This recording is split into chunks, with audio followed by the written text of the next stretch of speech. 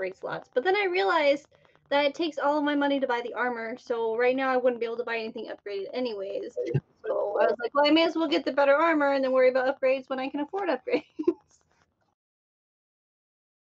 Yeah, that's what I'm looking at. The Estex suit 2 has 3 upgraded slots, but it's 2,700. Yeah, but then you can't buy because that's exactly what I was looking at, and so I went with the D suit 1 instead. But now I'm going with a different one because I realized I need heavy armor. But because the D suit has 3 upgrade slots, I was like, man, that's awesome. I looked at upgrades. I was like, oh, these are super expensive. I can't do anything. I went with the Lashunta Temp Weave Basic. And I have EAC and KAC of 18. I think I'm going to go for the Def Rider. I have EAC of 19 and KAC of 23 now. Oh, shit. Yeah, plus 8 and plus 10 are pretty, or no joke. Wait, how much did you spend on that? $29.70. I guess I do have that much. Yeah, that's why I was like, I'm not gonna be able to buy like anything else, and I keep and you getting have heavy armor proficiency. Yeah, does that get in the way of? But that's really like it's really bulky, it's right? Minus 5 walking. Yeah, speed. I can't do that because like I'm not very strong. So like light armor is where I'm at. But the D suit is 5, 6. 5 and 6, yeah. And the Lashunta is 4 and 4. It's just like 1 and 2 more, and it's like 1,000 more. Nah, not gonna do it. I just need to let you actually go into things first. That's what I'm here for. If nobody wants to use the force field generator, then I will upgrade my armor. All right. Do it. Okay. I'm going to go the Vest Brigandine 2. And actually, Corey's is at 18 and 20. 20. Wait, where did she was still wearing both sets of armor. Oh, yeah. I didn't. I didn't. Yeah, I knew I was forgetting something. I'm cheating again. Thanks, DM. I was like, oh, my AC is great. Then I realized I'm wearing 2 sets of armor. I'm like, oh, that's why it's amazing. But the other one was I took off my second skin. Yeah, mine's still 14 and 15.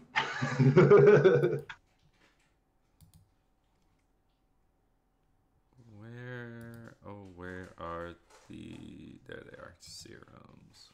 Okay, here we go. So, Lucas, I put the force field into the chat for you.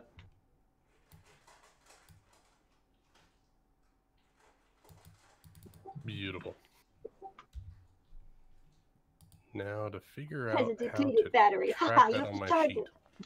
So what I just did is I manually put an item into the inventory to remember that I have that. And then what Ben did is to apply it to an armor is we just added it onto the properties notes of that armor. I'm not quite sure how to add it onto the armor otherwise.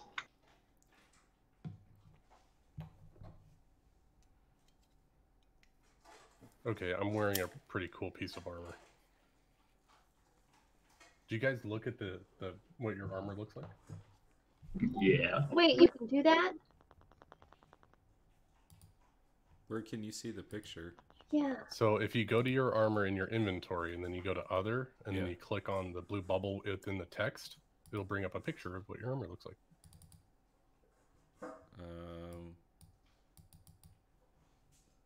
If they have one for it. Mine doesn't have a picture. Yeah, I don't think all of them have a picture. Oh, mine doesn't have a picture, I guess. It does have a good description, though. Yeah.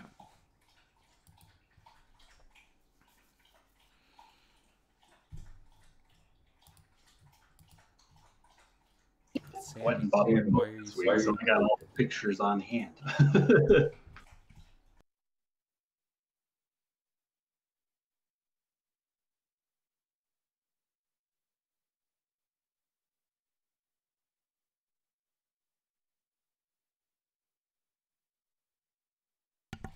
Hey, Summer, did you watch some of our game last night? Was that you that followed? I did. Okay, I was like, because I like said hello to you when you followed, and then I was like, wait a minute, I recognize that name.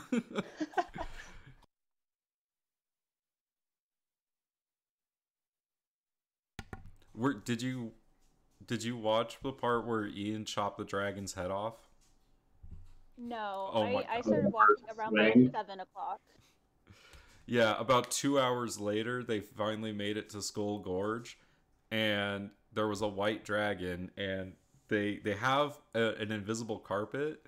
Well, what they did was they used Major Image, and they had two people on the flying carpet, and they flew over on top of the dragon, and then the fighter with a Vorpal sword jumped off and attacked the dragon and rolled a natural 20 and chopped its head off.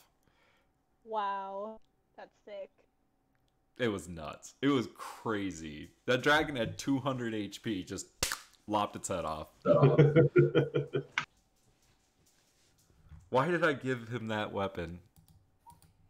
There's a 5% chance of that happening every time. I mean, you know, the crazy thing is, too, is like, because of how he's roleplayed his character, like, he lost access to that weapon at one point because he kind of renounced his, like, lordship. And it's like, it's tied to him being the lord of Dorder. And so unless he accepts his, you know, role as lord, the sword does not work for him.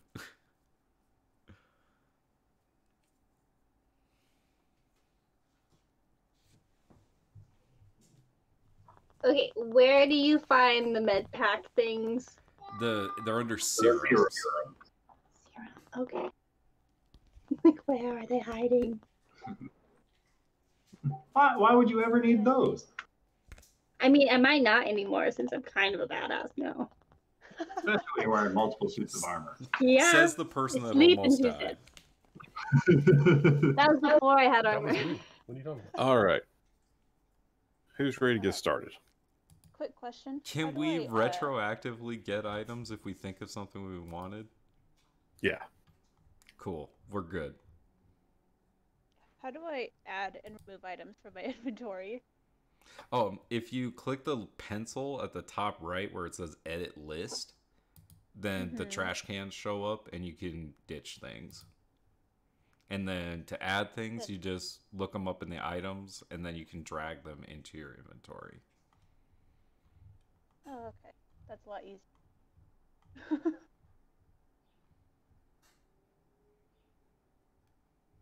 Officially Oh, broke yeah. now. Here we go. Ooh, that's cool. A hook sword?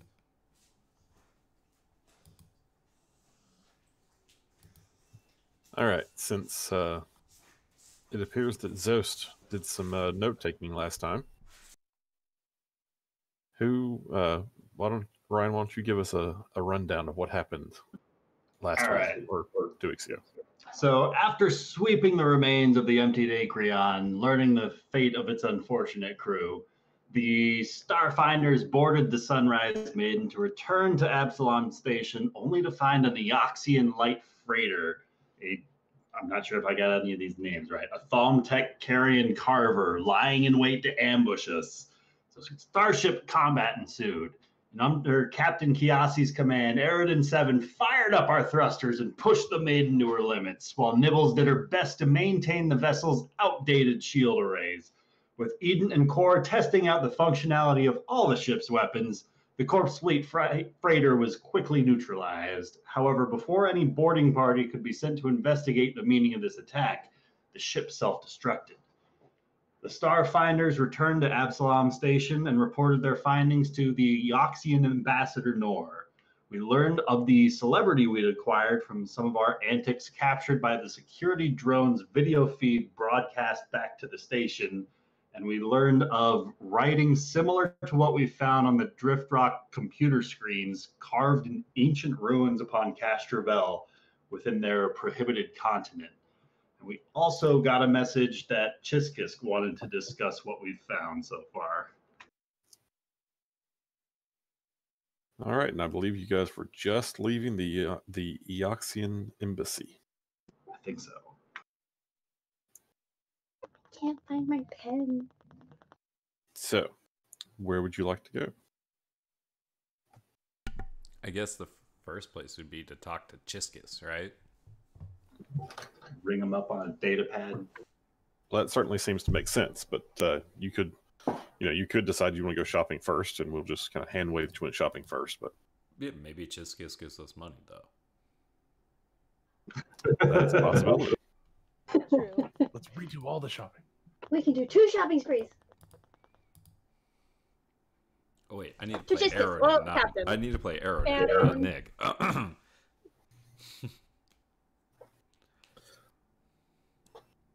We should make our way down the market side to change our attire so nobody recognizes us. As if we're going to make our way to Castrovel, we'll be wanting new threads to accompany our new look. What are threads? The weaves that you conceal yourselves with. Oh, clothes. Yes, professional, environmental, and on and on. Thinking of it as like armor for your armor. You go to 2 sets of armor. Or like a suit and tie that looks quite professional. Don't you have something that you can like conceal what you're looking like and switch that up anytime you want? I have a different change of clothes, if that's what you mean. I thought there was that one thing that we got at the beginning. For it was like a disguise kit. Yeah, there was a hollow skin. Hollow skin. I have. Okay, cool. Found it. Yeah, I've got like mechanics overall on top of my armor. I like how Corey's like, can't you just make yourself look like anything you want to? Oh, no, wait, that's me. I have that. Right? Wait, that's me. Sorry. Yeah, I'm a badass. Not to Like toot that. my own horn, but I'm gonna toot. Toot. No one will ever be able to do it as well as Nari, though. She rocked that. Okay. Anyways, yeah. Captain, what say you? What are we doing? Actually, guys, I'm going to have to be right back. Give me like 2 minutes. Better timing. My dog just started to bark.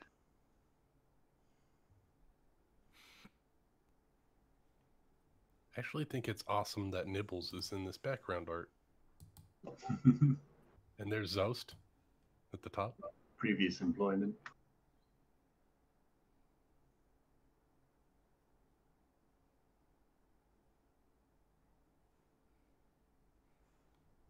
I mean, that's an android right there in the middle, right?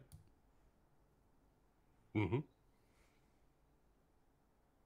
The crew's all here. Or on the right. We got everybody except for who is this? The Vesk person, the big lizard dude. Yeah.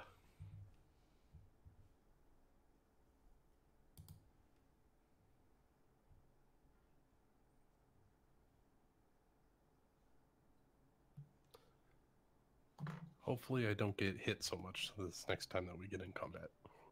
Okay, I got you this time. Like, I will be like everyone's meat shield. At least till I realize that they're hitting harder now and I'm useless. So. I got better armor, so now I'm not as squishy. We can do this. Don't worry, Captain. I'll protect you. It's also very important if we're going to a very hot or cold climate that our suits are leveled up for that reason. You get a number of days of environmental effects per your armor's level. And if you can't afford such upgrades, I would recommend checking out some environmental clothings to assist you in some of the skill checks to survive these dangerous environmental conditions. Like a jacket? Sort of.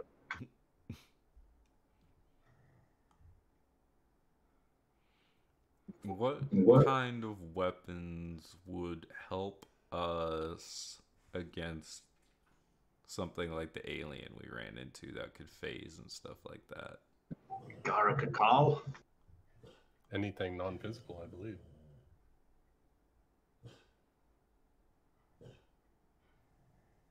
Energy weapon. My dog is not happy about something outside. worried the rain's gonna come back. Does We live in anybody a want desert. this This doesn't flame happen. pistol? For what? Deadly flame pistol. That sounds like something Eden might like. Deadly, flame, you know. Yeah, but Eden doesn't like getting that close to people. Rachel, if you can hear me, does your armor have 2 upgrade slots free? It has 1 upgrade slot currently, but the armor that I'm looking at to buy in the future also has 1, so yes. Okay. Why? Because we had a force field available. Yep. Nope. It's mine. Nibbles Rat is needs like, protection.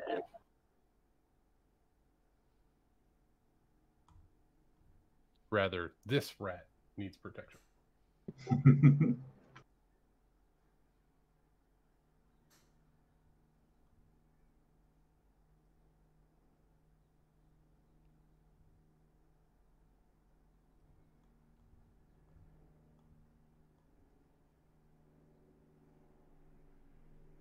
Yeah, I was looking at it. The next sniper rifle up is 4,750, and I was like, "Fuck."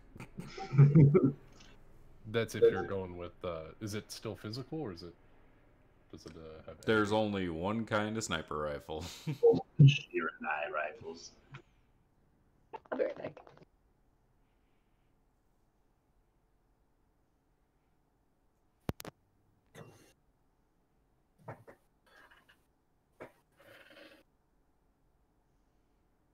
Anybody else here? Yep. Yep. We're all Okay. here. Except Amanda. She just went BRB. So you guys have determined that you're going to head back and talk to Shiskus, right? Just got back from the marketplace. Excellent. All right. Well, as you are finishing up your shopping, you decide that now would be a good time to go check in with Chiskus, see what you report in on your adventure, see what he has in mind, and share this information that you discovered. Because again, the Starfinder Society at its core is all about learning new things and exploring, and just trying to expand the knowledge of the society and culture in general. So you head back to the Starfinder Society Tower, which is located in the eye of Absalom Station. And you enter the headquarters. There's a receptionist who sees you, recognizes you, and welcomes you. Says, welcome back. We have all heard so much about your adventure on the Acreon and the Drift Rock. I'm sure Shiskisk is waiting to see you. Please, if you'll just wait here, I will check and see that he's available, and I'll send you right on up. And the receptionist does just that. Very quickly responds, says, yes, he is in fact, or they are in fact waiting for you. If you'll please proceed to the elevators, and as I'm sure you remember, his office is on the 4th floor. You don't have to tell us where Chiskisk's office is. We remember. Excellent. Well, they are most anxiously awaiting you. To the lift. To the lift, to the lift.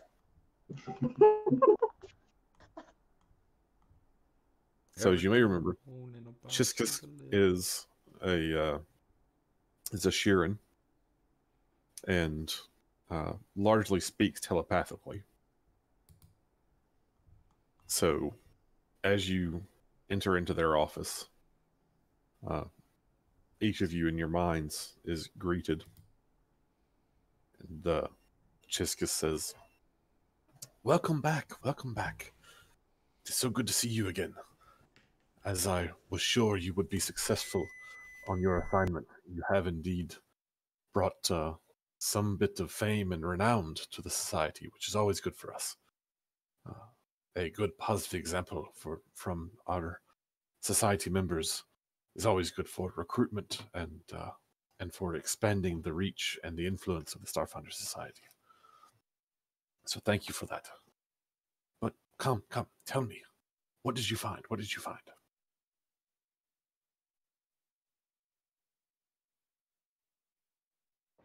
Man, where to start? Captain?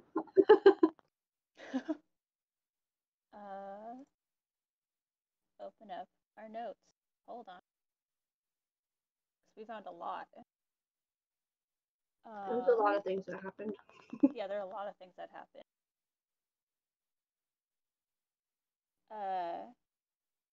Well, Ambassador Nord provided the video feed from the Acreon.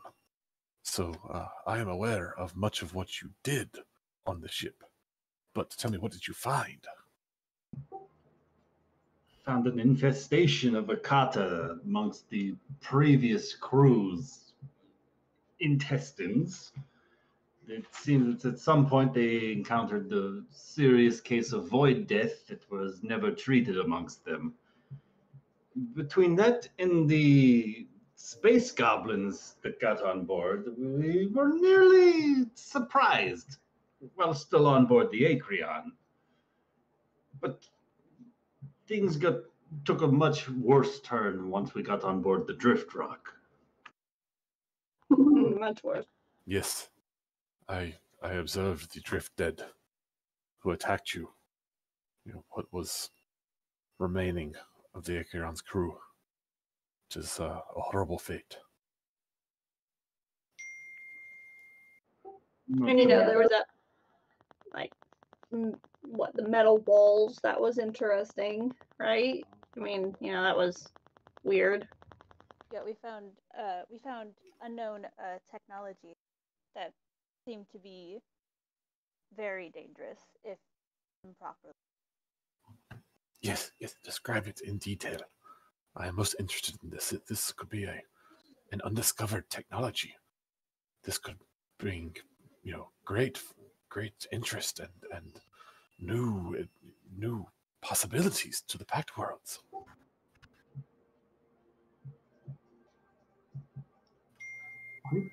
Zost is going to kind of reach out and kind of Vulcan mind link as he does this. Like he's pressing upon the forehead as he mind links to like share specifically like the imagery of these foreign metallic walls and some of the imagery that was displayed across these weird languages that popped up on the monitor. So he knows like specifically what we saw in case it sparks anything in his mind. Okay. So as you do that, of course, being Sheeran, there's a certain level of comfort with that sort of mind link and sharing of information. So Chiskus displays no discomfort whatsoever in this way of communicating, and he narrows his focus to responding just to you, and says, "Excellent, that is most helpful. Yes, I can use this. I will access the society's archives and see what I may find. Perhaps you can help me."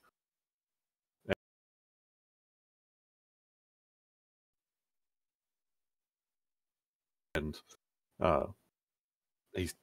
you can relay to the group that you all have access to the society's archives, and he's going to use his access to the more restricted information to try to track down and assess the where there might be any additional information that this would reveal. Actually, okay, hang on, sorry, Allie just yelled at me. I love you, Allie. He comes back with cobbler, I'm going to be pissed. Don't you dare say that!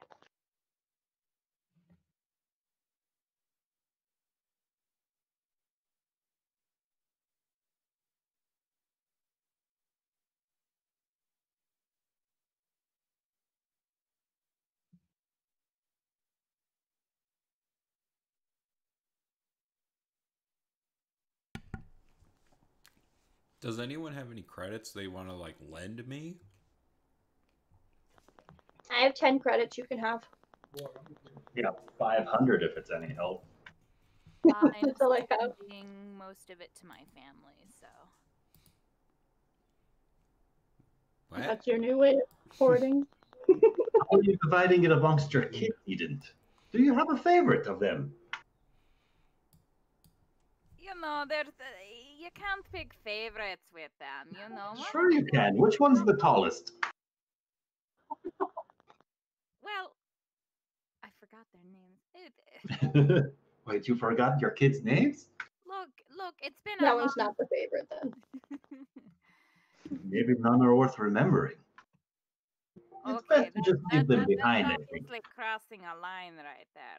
I don't like the tone that you're doing. I am just saying that some of them have the talents that the other ones don't have, and are each special in their own way. So there's no way I could pick a favorite. All right, I understand. Then you hear Zost telepathically speaking to you. But if you had to pick one favorite, none of the others will have to know. You know, so I'm really starting to believe that maybe you weren't the favorite of your parents.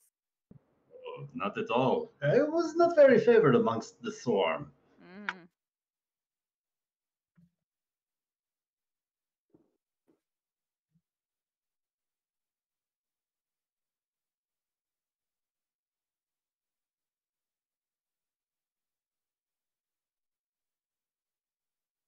So, just so we're all on the same page real quick.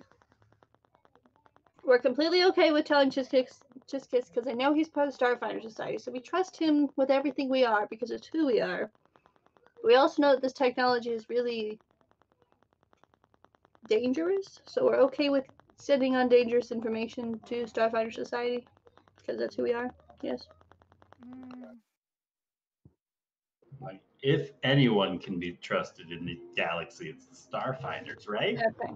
That's what that's the page I was going with. I want to make sure we were That's all. what I'm leaning on. I could be completely wrong later on, We but could be the bad guys, We could get completely stabbed in the back from this, but I ran with a bunch of pirates, so I think everyone is non-trustworthy. So we don't trust Nibbles. That's fine. But wait, you're in charge of the ship. Don't worry, I'm just back here in engineering doing what I do. Pay no attention to the mouse behind the curtain.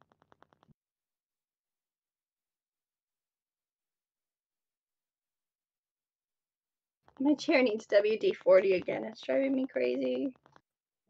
Is it squeaking on you? Squeaking, yeah. It's like every time I move, it's like squeak, squeak, squeak. I was like, ah. And I just did it not that long ago. It's like this chair is just so old. It's like, help me. It's really comfortable still, so it's like, I'm gonna keep you. I'll just WD-40 you and you'll be okay.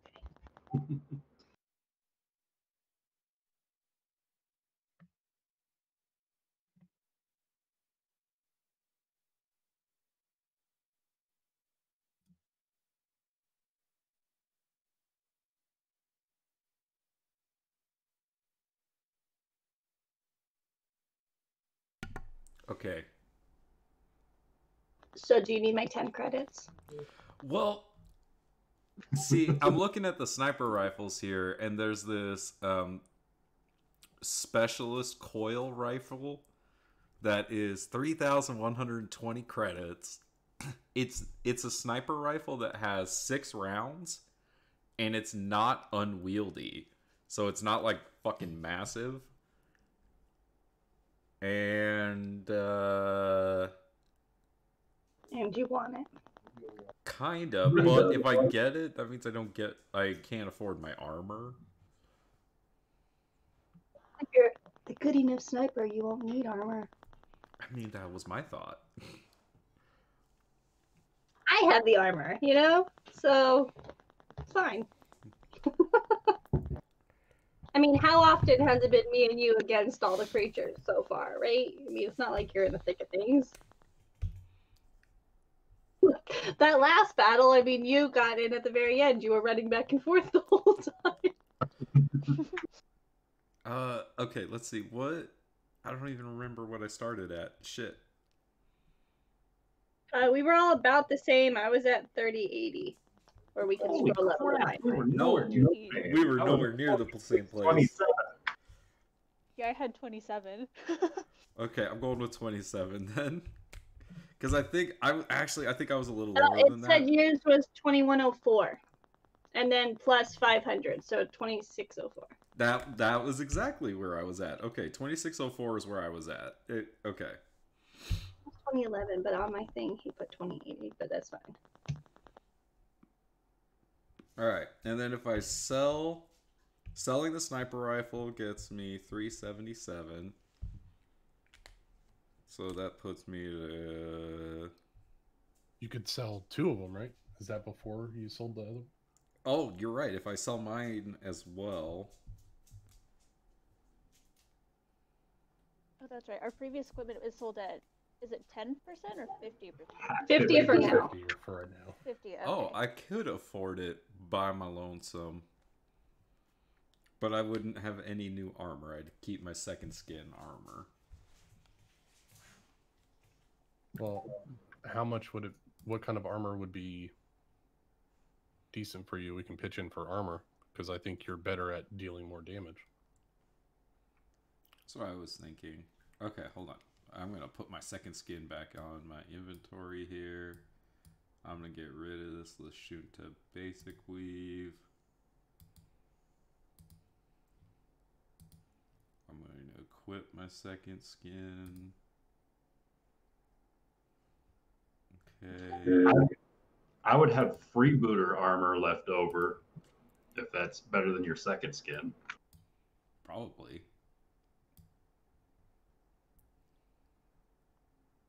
Well, I mean, if you sell the freebooter, sell your second skin, and we pitch in a little bit, then you could probably get some like clear weave or something a little higher than that.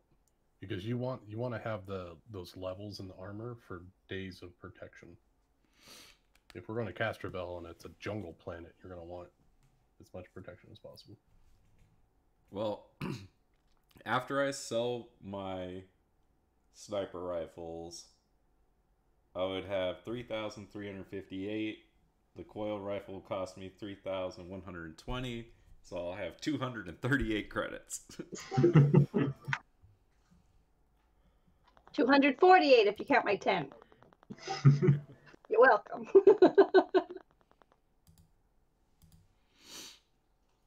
Don't say I never gave you nothing. Right.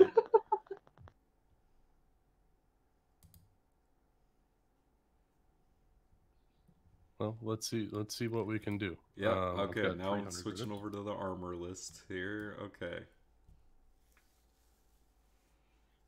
So second skin itself is only 250, so it only sells for like 125. Yeah.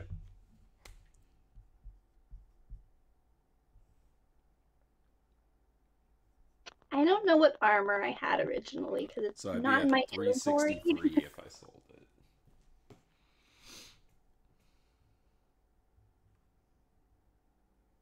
I got 500 credits if you need it.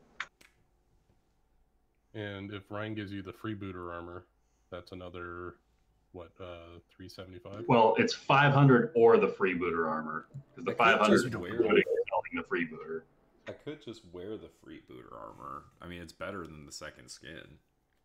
It'd give me a +1 to Yeah. KAC, +1 to EAC. But it's only got I- you only have a 4 dex right I only now. have a +4 dex, yeah. And it's better than the other armors we could afford by pooling together. Agreed. Yeah. Alright, so I'll just wear your freebooter armor. And then I'll sell my second skin.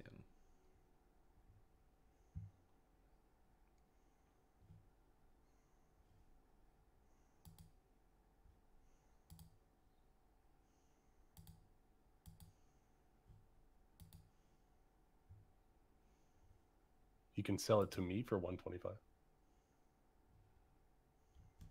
Do you want it? Yeah, I'll take it. Well, Let's scrap I'll it. just give it to you then. I won't sell it to you. My thought process is, God forbid we're a week on this planet, I want to have an extra day of environmental protections. Oh, and then I spent 100 on serums, so I am at 138.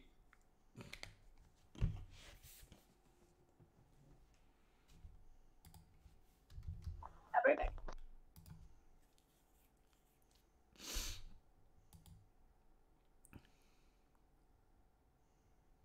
Now I gotta make sure this rifle gets all my extra attack bonuses and stuff. Great.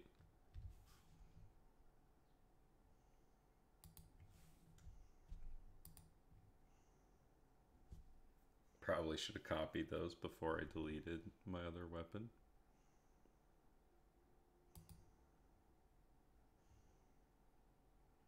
So you get a coil rifle specialist? Yeah. 2d6 damage and bleed damage, and it has 6 rounds, and it's not unwieldy. I wonder if I could actually use that weapon with my operative stuff. It doesn't have the operative special ability. So what effect does the unwieldy have on a rifle for you? 1 shot per round. Oh. So can you get multiple shots off now? Or at higher levels you'll be able to? No, he can do a full attack action now. I can do a full attack action now with a sniper rifle. And if I use my move action to aim, I have a range of 250 feet. That's going to come in handy.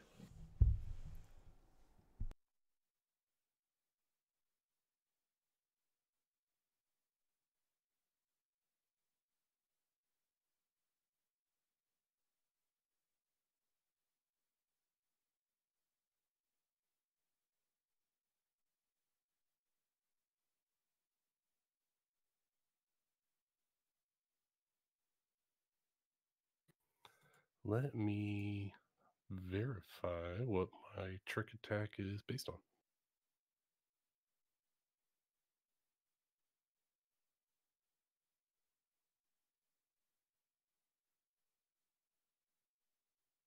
Oh, it has to be a small arm or a melee weapon with the operative special property.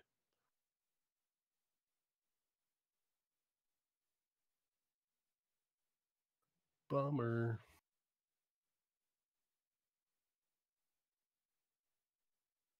Just means you have to find a way to break the game. I think there's a feat or an operative thing that allows you to use sniper rifles.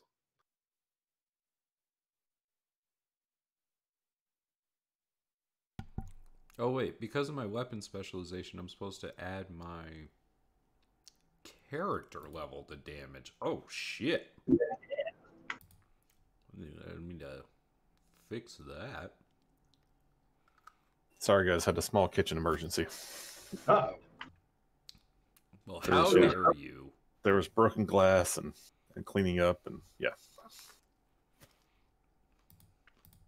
Okay, so Chiskisk, while you guys have been assisting him with the search, he has been digging through Starfinder records, trying to find anything that might be useful to compare to what you guys found on the Drift Rock.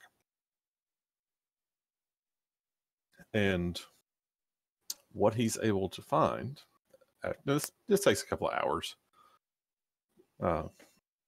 but Chiskisk comes back and reports to you. There is some good news. The Starfinder Society's linguistic database recognized many of the symbols you found on the Drift Rock, because this is not the first time they've appeared post-gap. The bad news is that the source is highly unreliable. How highly is highly? All that we have about these earlier texts comes from Halquim Zahn nearly 3 centuries ago. And it seems that no published studies of those texts have appeared since. According to these records, Zahn's original findings were donated to the Kabarat University of Xenoarchaeology and Xenoanthropology on Castrovel shortly after his disruptive expeditions. Disruptive? Let's just say that Zahn was not authorized to make the expeditions he made. But fortunately, the Society has numerous alumni from that university, and I can readily secure you a contact there and forward my personal recommendation to a few faculty members. Perhaps they can show you Zahn's notes and even take you to the original site so that you can search for more clues about whatever this drift rock once was.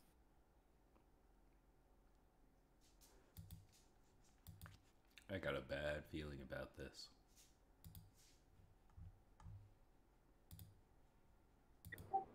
Were the expeditions Zahn performed on Castrovel or elsewhere in the galaxy?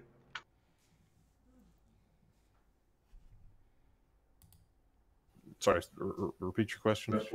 The expeditions that this Zahn guy made, were they on Castrovel or were they elsewhere and his notes just went to Castrovel? Yes, Zahn, well, as I'm sure you're aware, Ukalam, the fourth continent on Castrovel, is, well, considered off limits. It's somewhat of a nature preserve that the three primary inhabitants of Castrovel have agreed should be preserved as such. Well, Zahn made his expedition to Ukalam, and he did it without the proper authorizations. So that is why he ran into difficulties. In fact, it was Zahn's expedition that largely led to the imposition of full-scale restrictions for any off-world explorers to Ukalam.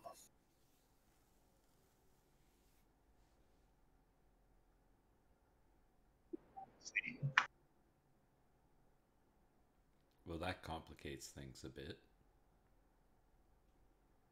It does, but perhaps with sponsorship and the goodwill of the Kabarat University of Xenoarchaeology and Xenoanthropology, we could, or you could, be allowed to travel, perhaps with someone from the university who would be authorized and could take you with them. Did we mention that we found a ship? So, I mean, we could technically fly there ourselves, right? Would that be a problem, or do we still have to have someone? That would be a problem. I mean, can we just have a go note? straight to there. We need someone permitted to be on the prohibited continent. Wow, we can't just be like, yeah, we have a note. It's fine. That's Yeah. fine. But we can bring someone with us. I mean, it's your call. Not mine. Chiskisk, are there any members of the Starfinder Society who fit these qualifications? Well, as I'm sure you're aware, the Kabrat University of Xenoarchaeology and Xenoanthropology is one of the foremost institutions of higher learning for explorers and galactic ethnographers in the Pact Worlds. In addition to training many great archaeologists, the university maintains a staggering archive of artifacts, recordings, and other findings from throughout the system. This makes them a natural ally of the Starfinder Society, and while none of the faculty at the university are the Starfinders themselves, we have strong contacts with them, and I'm sure we can find someone there who would be willing to help. What was the name of the university again? Yeah. Say it 5 times fast. The Kabrat University of Xenoarchaeology and Xenoanthropology. Kabrat University of Xenoarchaeology and Xenoanthropology. They call it the university.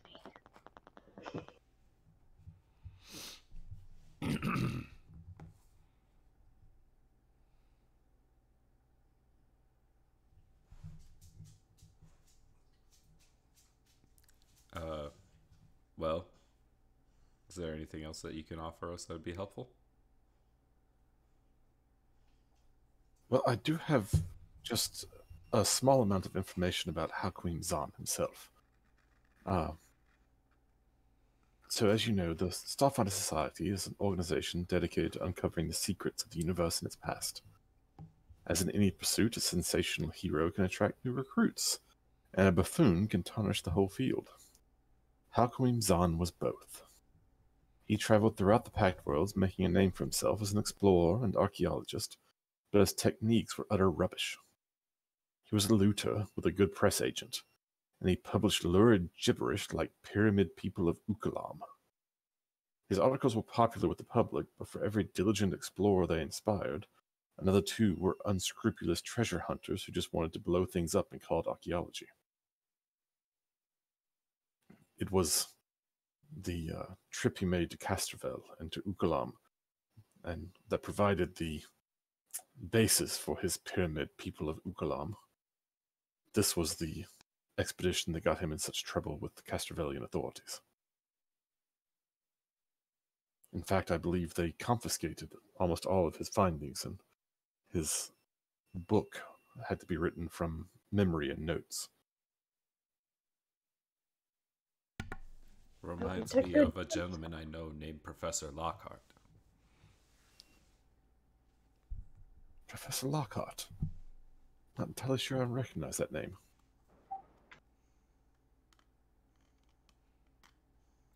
That's okay.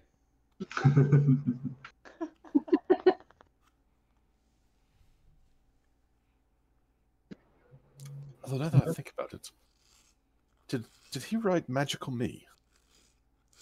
Oh, yes, the very same. Ah, yes. I think you've hit it exactly. Bunch of mystic rubbish. Isn't that what you like? I like the good mystic quality, really, not that sort of rubbish trash.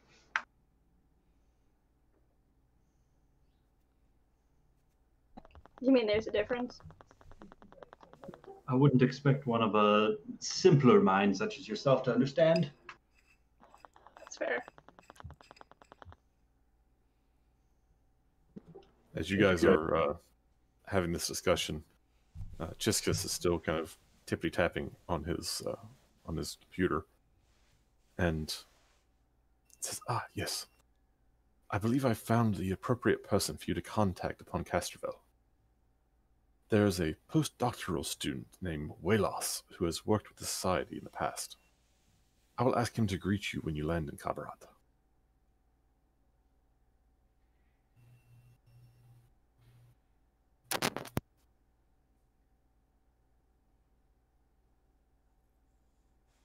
So we have to go to Gabarat to meet this guy, so we can go to Castroval to figure out more on the. Abra is the main hub of Castrovel. The shining jewel of the Western Sea. Sorry, names. Some call it the life giver of Castrovel. Don't you remember It's where you were familiar born? with Kabarat. Sorry. Largest I just forgot that's where I'm from. Well, Like I said, maybe she. Clore is familiar with Kabarat. Yeah, Amanda. Sorry, guys. Oh. Amanda's not there. I'm trying to get notes down.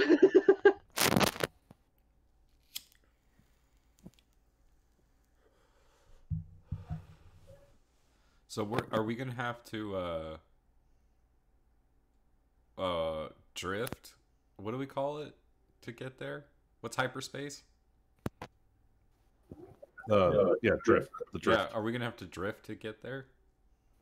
You have that option. It would certainly be the quickest way to get there. Cool.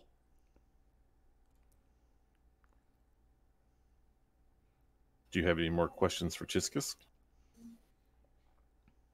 Now, you haven't really asked a whole lot about what to do next.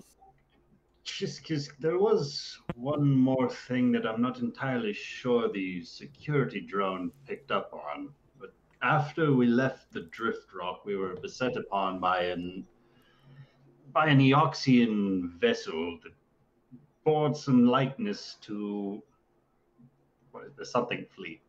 A dead fleet? The Corpse corpse fleet. fleet. Oh, Corpse. close. So close.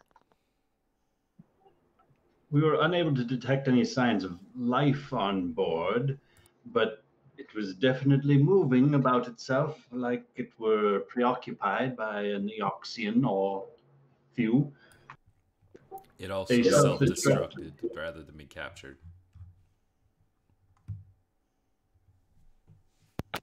Certainly does have the sound of a corpse fleet issue.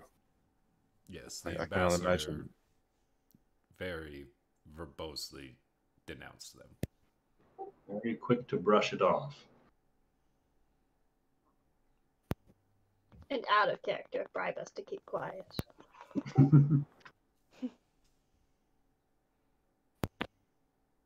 Well, I shall certainly make the incident known to the contacts I have.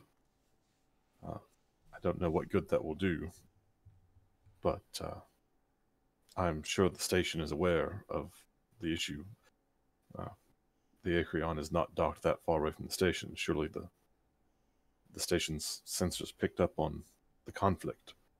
But just in case, I will make sure that others are aware. Try and be discreet with who you bring this news to.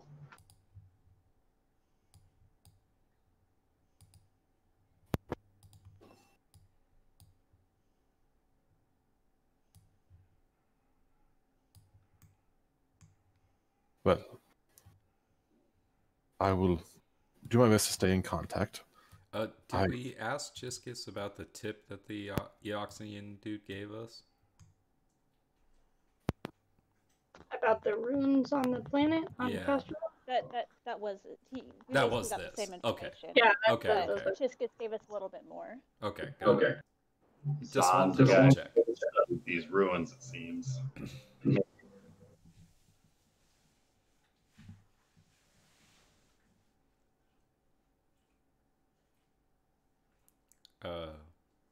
So when do we depart?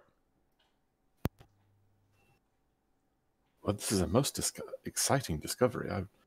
I suggest you depart as soon as possible. I mean, Maybe surely some if there shopping are- first. If there are things you need to do at the station, then I would take care of those first, but we should not lose time in following up on this. Oh, no. Yeah, we should definitely hop on this before any other people might know of potential whereabouts of certain things found in certain spots. She's gonna wink, like she was being super stealthy.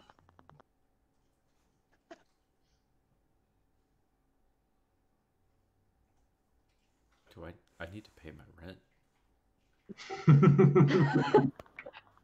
In game or out of game? One thing that I would remind you all is that while your success and the fame that it has brought you and the society is certainly a boon, it does mean that there are others who are now aware of what you found.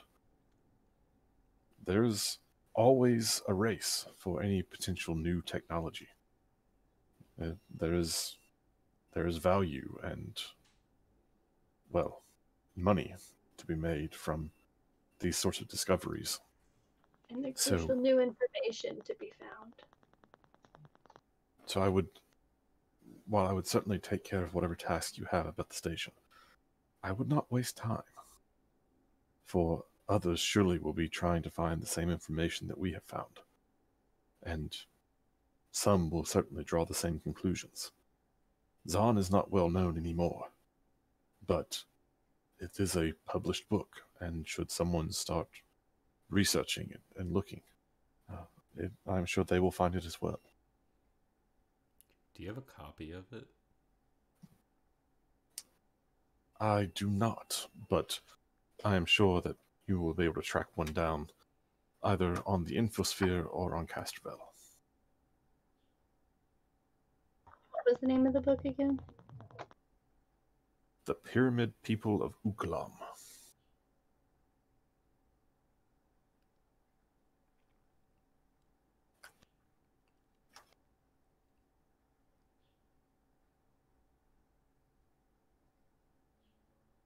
Well, Nibbles, would you like to go prep the ship with me? Oh, of course, Tin Soldier. Let's go. I honestly don't trust people. I'm like, if we're not on the ship, it's clearly being fucked with. I am going to give it a thorough once over for tracking beacons and things of that nature.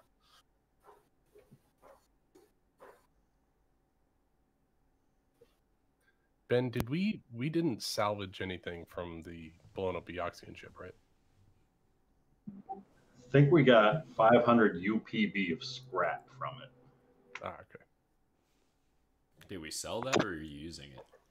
I think I gave everyone like the stuff you salvaged and or collected. I think we've converted as much of it into money as you could. Yeah. I still have 300 UPB. What does that mean? That's the universal building money. Polymer building base. That's universal polymer base. I have It is- Somebody doesn't accept galactic credits. Yeah, it's effectively money, but it's also usable for like doing ship repairs and stuff. Okay, gotcha.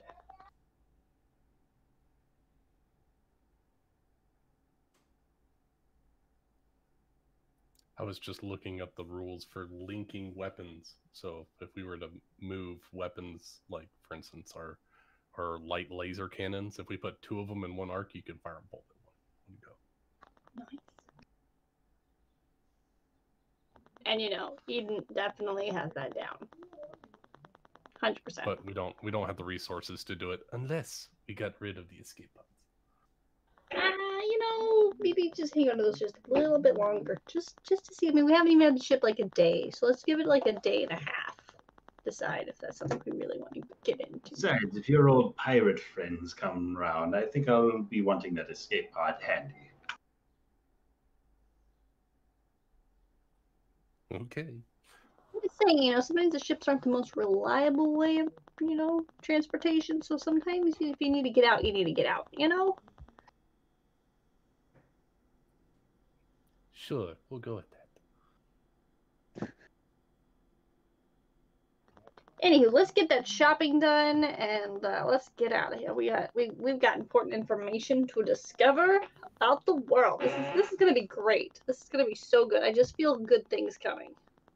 Good things. I'm sure of it this time. Not like last time. Last time it was not good things. This time it's gonna be way better. You'll see.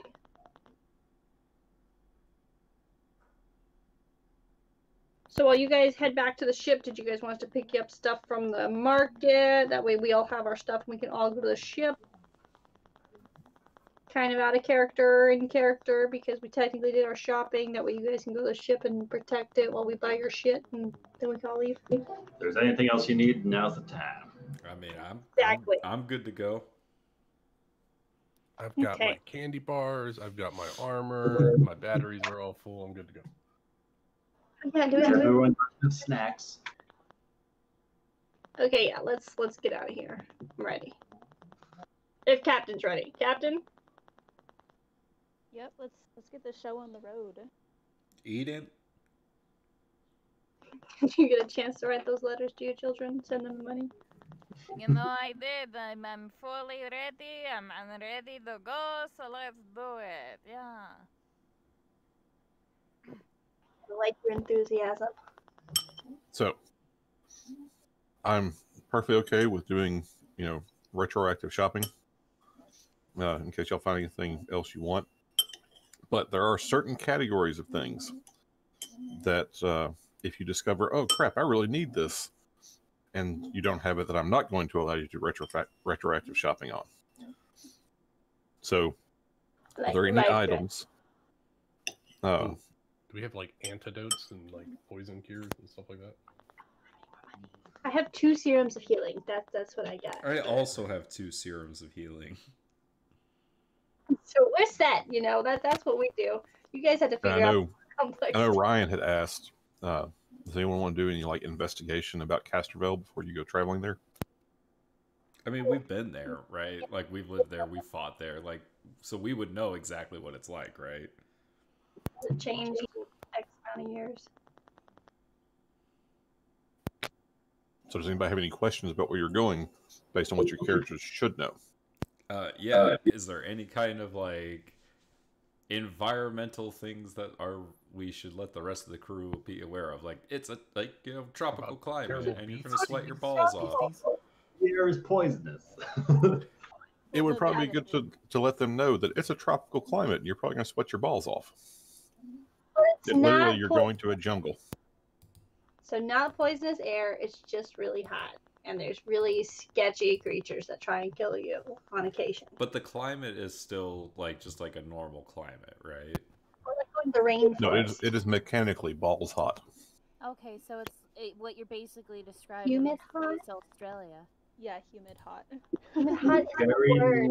everyone should get some environmental clothing to provide a +2 circumstances for fortitude saves against environmental heat dangers. How much is that? Because I only have 10 credits. 10 credits. Oh, I'm totally buying that. Sorry, Aerodin. I know I said you could have it, but I'm gonna. That's okay. I don't Yep, need there it. it All right, clothing environmental. Putting it in. Done. Spending 10 credits on it. Done. I also find that there are options for your armors that you can do basically environmental stuff for. I already have environmental clothing. I don't have to buy it. Well, you got to pick which environment that clothing is for, because there's a couple of them. Where would we find the clothing environmental? So do I have to buy another one? It's under items, and then search for it. I literally just dragged the one that Ryan linked. That one took it out of my inventory. Oh, whoops, my bad. No worries. I didn't realize it would do that. Now we know. So I bought the clothing environmental like at the beginning because I figured we needed something. So then do I have to? You said I have to go pick which one?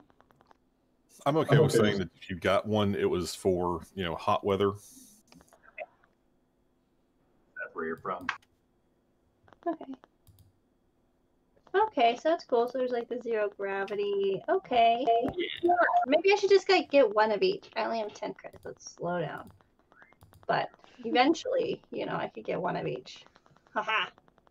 Or for 20 credits, you can get one that's good for 2 of those environments. What's that one called?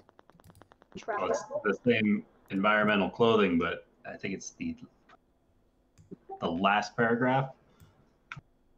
That the benefit of an environmental outfit can be added to another type of clothing, including a different environmental outfit, by doubling and adding together the price of both types of clothing.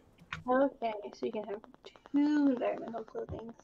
It doesn't just have to be for environmental clothing. It could be a different type. So, like, if you had travel clothing, you could add the environmental clothing to that. Yeah.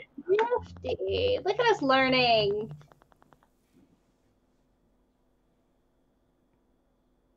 Well, Aerodin will go to the ship to prepare.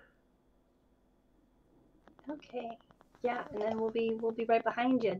Well, you're an android. You won't get hot. You'll just be wet.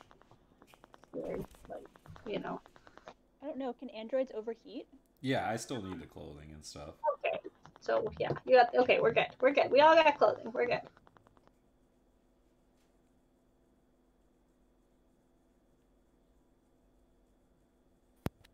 All right, so as long as you're thinking along those lines, anything else you'd like to try to pick up? Got like a tent. I have a tent, but I think it's a one-person tent. I do not have a tent. Are there any, like, would Aerodin or Kiasi or Kore know about, like, are there venomous creatures that we need to be aware of in the jungles? All kinds of nasty creatures in the jungle. Yeah, there's nothing good there. So how much does antidote cost? 75. Who's got some extra money? I put it this way. I do. If you think about it, kind of like going into the Amazon, but going into the Amazon in like 1810. Gotcha. Cool. Who's got some antidote? Okay, we're gonna need some tents. We're gonna need a water filter. Bug spray. Thing. Lots of bug spray. All the bug spray. Does anyone have a machete to cut? I have my sword. We'll be fine. I'll cut the trees. We'll be fine. stuff to make fires, so we can cook, you know, in case we need to do that. Yeah. Trail rations. Everyone got their rations. Have some rations. I had where? Yes, no. You can't call them Starfinder. Where did my rations go? Would it be Okay, they're there. here or We're good. It's the meal things. Meal, yeah, it starts with meal. I was looking for ration, No, but it's all in no. alphabetical. So I just linked the environmental rules. If you click on that and then scroll down about halfway, there's heat dangers. So that'll give you some idea of what you're dealing with from a heat standpoint. Hey, cool. And we're severe heat. Ukalama is very hot.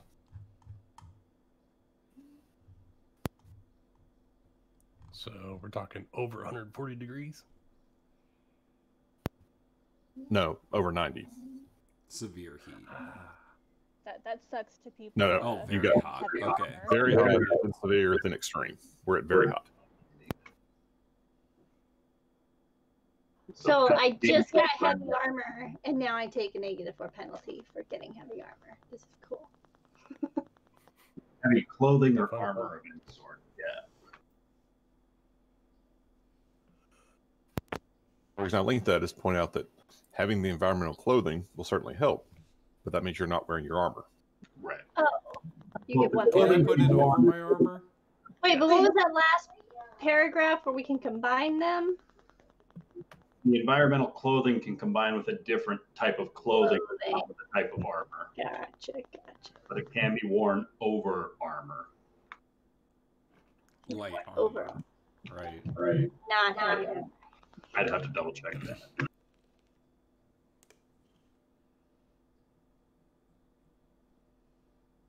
Lucas, what's the anti-venom stuff called in Starfinder? Antitoxin. Antitoxin. Thanks. You gain a bonus equal to 3 plus the medicinal tier, so it'll be Where are you a plus finding 3 that? bonus for poison for a number of hours. I'm not finding it in the items. It's under medicinals.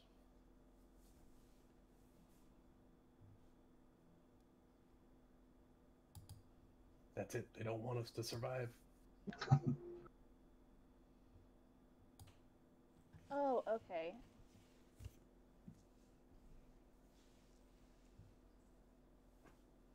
I mean, you just take a little damage. It's not even that much. It's non-lethal as well. Which But means that no one heals likes up. to be sweating hot. Okay, Who's guys? scared? Let's go. I just don't like it there. Brings back bad memories. Especially the smell of fire. Well, I'm ready. Okay, yeah, no, let's just. I mean, you know, we only live once, so why not, you know, chance that? Let's do it. On your command, Captain. All right. So, you guys are gathering up to go into the Sunrise Maiden, unless y'all decided to rename the ship. Nah. No. Not yet. Sunset Maiden. Okay. Well, who would like to roll me a 1d6? Should be either probably the captain or the pilot. I will. Oh, I got No, one. leave it to the captain. All right. Maybe low is good. So when you engage the drift engine, it takes you 1 day to travel to Yo, Casperville. Oh. get wrecked. I mean, Aerodin says, I know the route quite well.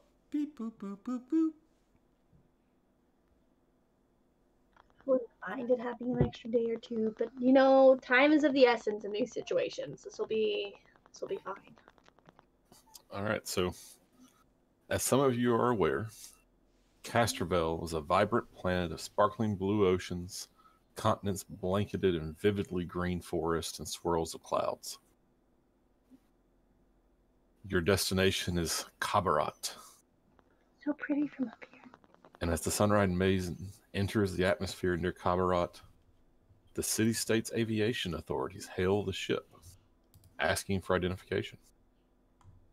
Aerodin will radio over their identification. This is the Sunrise Maiden requesting for docking. Permission for docking. Sunrise Maiden, we hear you. Please proceed to landing pad 14. And they direct you to what's called Ship's End, which is the city's spaceport. Cool. Is there a picture of Castroville? Is there a picture of Castroville? That's a good question. Probably really pretty. I got y'all. No, that's not exactly one. There's this. That's a good picture. This one in the handbook. Ooh, that's way better. Oh, there you go. It's pretty. So pretty from up here. So Why where's is the main city at on this map? Give me a second. I was going to drag a pointer or something over there. Oh, cool. I gotta Sorry, get I'll to shut it. up. Jeez, Nick. I know. So demanding. I see a map, I get excited. Where are all the things?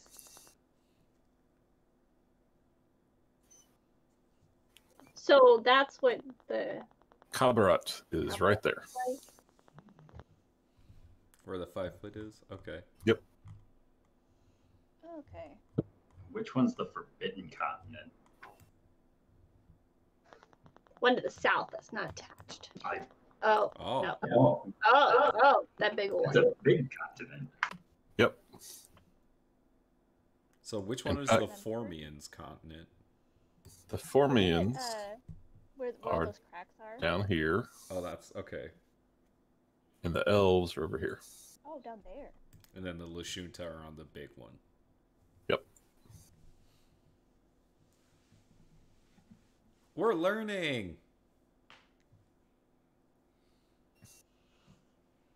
So the elves have their own little mini island over there.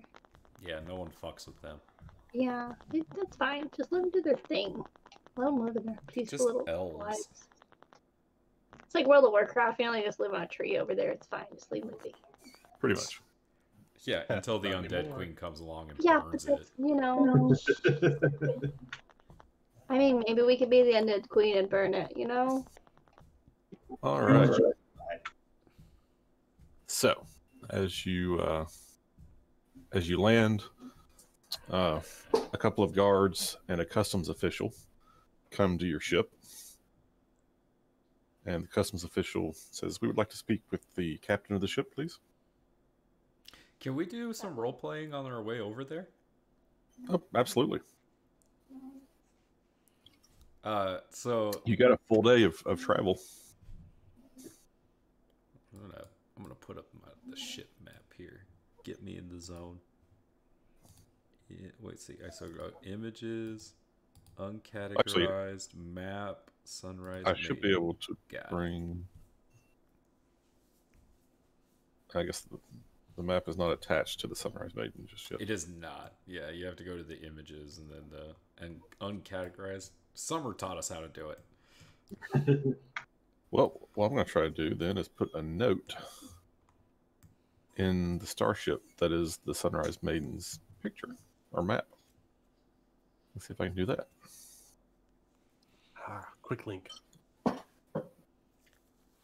While Aerodin is flying, they're gonna turn to the captain and say, "So, Captain, how do you feel about going back to your home planet?" Not too excited. Honestly, I mean, like, yeah, it'll be nice to be back there, but Cubrat's not my home. What's your home? Kamena.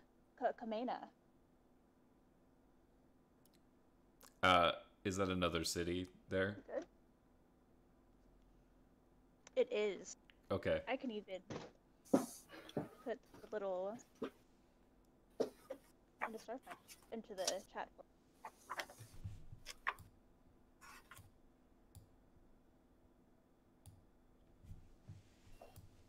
Yeah, I don't have the one that has all the names on it, I don't think. Man, Google. on Discord. Yeah, I saw that. I was trying to find a.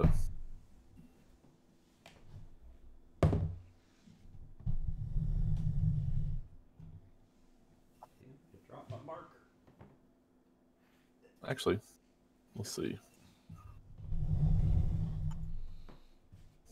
Can you guys see the names on that one? Yeah. Yeah. There it is. Sweet. Oh, There we yeah. go. Okay, so where's? Oh, there it is. Oh, your hometown was very close to the colonies.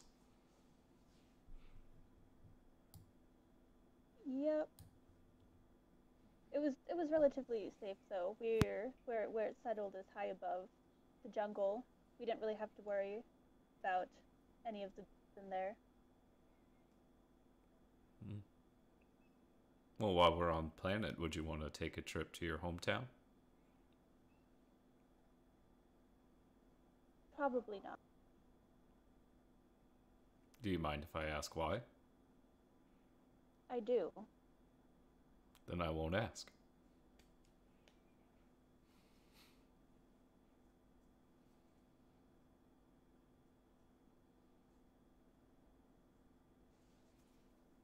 Oh, Ben will BRB.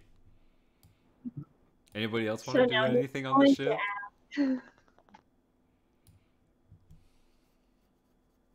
Yeah, if Corey's around, like, Aerodin will ask Corey how she feels about going back to Castrovel. Yeah, after writing my backstory, I've decided she has a little mini bonsai tree that she carries with her, and she was watering it, but she'll totally talk. Yeah.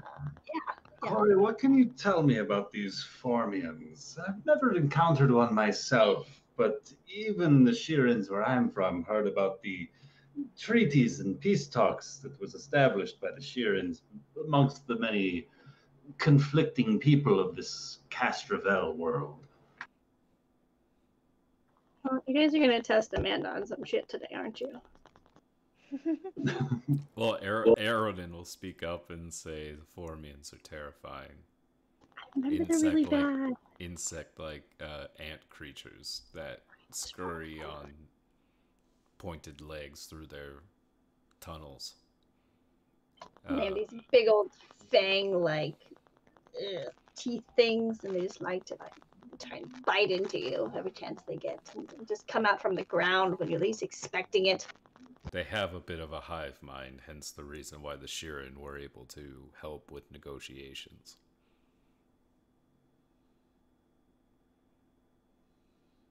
It can be a bit clearer when dealing with one's thoughts rather than one's words. I could understand that, you know. Just gonna gesture to her antenna. Words can get a little confusing, whereas, you know, the mind's straightforward. There's no back and forth. It's just clear cut. Yes, but it does bring to question the free will of those that are serving. The workers and the warriors do whatever they're told. And I mean whatever they're told. It's hard to imagine any sort of existence outside of a collective. I think it's harder to imagine existence inside of one. Like, I don't like to be, you know, you guys could tell me, hey, go man the guns, and I'm gonna go and water my plant first, you know? Like, you can't just, it just doesn't work like that. Think about it. In the moments that we were ambushed by that Gioxian vessel, a hive mind would mean that no such moments would be wasted to communicate, to get on board the guns. You would already be there waiting. It is your purpose. Yeah, but like outside of, you know, combat and war and stuff like that, what do? You just whatever someone else, you can't even like have a minute to yourself? Like, do you guys all know when each other's going to the bathroom? Pay tribute to the Oba Queen.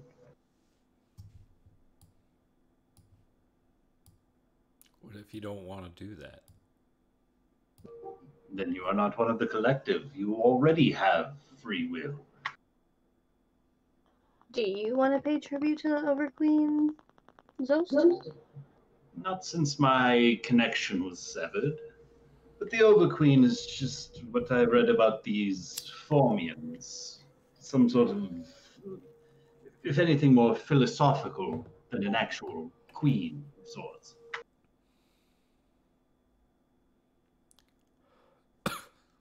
Either way, their whole society is based on this caste system.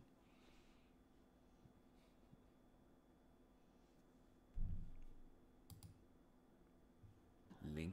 They're just not. I know I started reading that, so I got out of it. Sorry, guys. They're just not the kind of people, you just. After having to face them one-on-one, it's not so much fun when you got 10 of them ganging up, seeming to know your every move. And just, like, go to fight one, and that one sees what you're doing, and the other one knows what you're doing, and it just is a little bit more difficult to try and. So I guess in a way I can see how the hive mind is helpful, but it's also really creepy. That communalism gives you that infinite advantage over your enemy when no means of communication is necessary. You all flow as one collective mind. It just seems more like zombie-like and creepy, though. Like no one can be a person. If I'm being honest, I'm surprised that the elves and the Shunta lasted as long as they did against the Formians.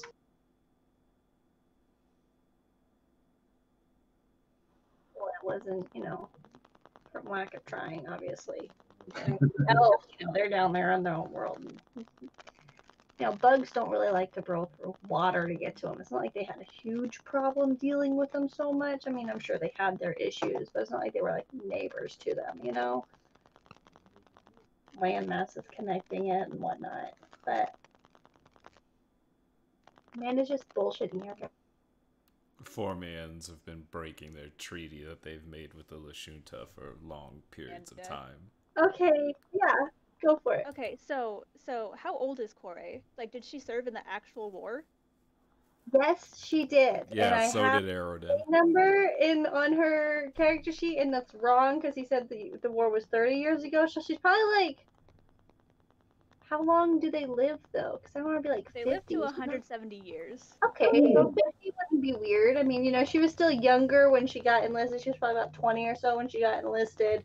It was 30 years ago. So yeah, she's probably going to be like 50-ish.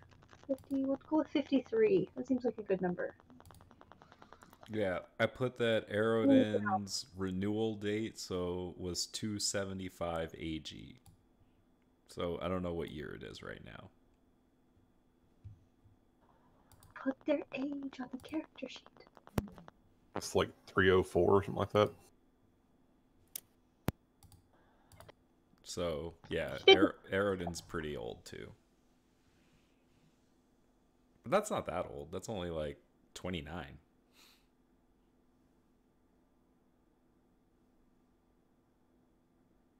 So she was like 20-ish or so when she was enlisted to do the army stuff, and then she fought in the war, and the war ended, and now she's living her life peacefully. Because the war ended in like 286 AG. Wait, so the war ended 30 years ago? 287 AG was the end of the Castervillian wars between the Lishunta and Formians. It's 317 is the current year. 317. Okay, so Aerodin's, yeah, a little older then. So 25, 35, 42. I'm 42. I think 53 is a good number because I feel like that's 20. She was in the war, ended 30 years ago. Yeah, Aerodin's age is weird because on renewal date, he's an adult. When he's born, he's already an adult. Yeah, I'm pretty sure Lashunta reached maturity at the age of 50, if I remember correctly. Do they? So then she'd So be you'd be like a older. teenager serving in the war. That's reasonable. Like fresh-faced adult. Like You'd be like a 17-year-old that made it into the army. Yeah, we'll go. Yeah, she was younger and impressionable, and was trying to do good for her world. Because I have Kiasi. She wasn't even old enough to like serve in the war. Oh, you're so she was, like, smart. 7. You gotta work on your brains. I just had to work on my bronze. I didn't Well, have a choice. Like she was 7 when the war ended. So Yeah. Yeah, because that's how she met Aradin. As you guys are like Zost and Corey are like talking about the Formians, like if you do have like a higher like passive perception, you do see that Aradin is just like mouthing some names to himself as he's like sitting there being quiet. How does this? I have a -1 in perception.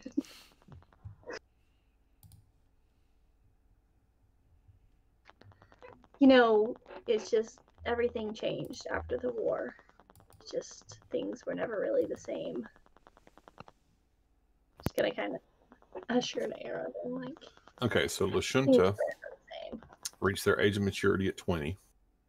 Okay, so she was 20 when she entered the war. That's good. And their maximum age is about 100. She is old. So they're like humans. She's middle-aged. Okay, she's grandma. Yeah, in fact, their maximum age is the exact same as humans. She's a grandma, guys. I imagine her this hip, cool girl. She's a grandma. She's a hip, cool grandma, okay? I sure think she is. She's been through some shit. Her charisma shows she's a hip, cool grandma, and she can take a hit. 53 years old. She can still deal with it. She's looking for that luxurious life to retire in. She's looking for the perfect retirement community. I mean, it kind of makes sense that you, as like this older, Lashunta would look after Kiasi too. Yeah, it makes sense. I'm grandma. You're Iroh and she's Zuko. except with a little bit with less angst. You could have more angst. Always have more angst. I really have more angst than Zuko. You can have more angst than Kiasi. No, I'm saying that she has nowhere near enough angst. Go. We'll work on it. And you know what? In her backstory, she's really all about the plants and stuff. And so, yeah, she probably does brew tea a lot. Tea helps everything. I call this one brutality. Brutality. And Amanda starts speaking in Iroh's voice. And don't rewatch the Avatar now and get some good quotes. Or just have like a really good like grandma voice. To work on it, guys. But to work on it. My whole aesthetic has just changed in a moment. Wow. I have to find a new picture and everything. Grandma core. Hey, we don't know what middle-aged Lashunta look like. This was like her picture when she enlisted, okay? It's like, grandma bringing out this. Like what's on? It's the picture on her driver's license. Yeah, exactly. Like this is what I used to look like, and now I'm just, I offered you guys an alternate meeting. Like Aradin could still be part of the big wars, and so could Corey. But you could also have met after the war stopped at. I don't know if y'all saw it. That other one, yeah. I put it in my notes, so I remember. I'm fine being 42. I don't mind being old ladies. It's fun. It's fun. Keeps things interesting. I drink the tea. I know the things. I'm not wise. I've just seen shit, so I know things. And like that's why sometimes she'll start to say something, and she's like, "Oh wait, no, Captain. What did you want to do?" We'll go with it. What's Nibbles doing? What are Eden doing? Nibbles is what are the mice doing? I am definitely taking something apart that doesn't need to be taken apart just to put it back together. Probably not life the toaster. Life safety systems first. Hopefully she puts it back together correctly. No, you just see Nibbles. She's like running up. Like she's got this whole playground of electrical devices in the engineering bay, and so she's crawling up some pipes and getting up into like electrical box, opening it up and looking and making sure all the fuses are good, and then she flips around, uses her feet to kind of balance herself on some pipes, and then she's like, oh, there's the back of the monitor, and she's checking all the little wires and things, and then kind of exploring stuff. So she's just kind of hanging out, fiddling. Also, I'm running through all the ducts to make sure that they didn't put a tracker somewhere on the ship. So you hear like scurrying of feet on air ducts, like.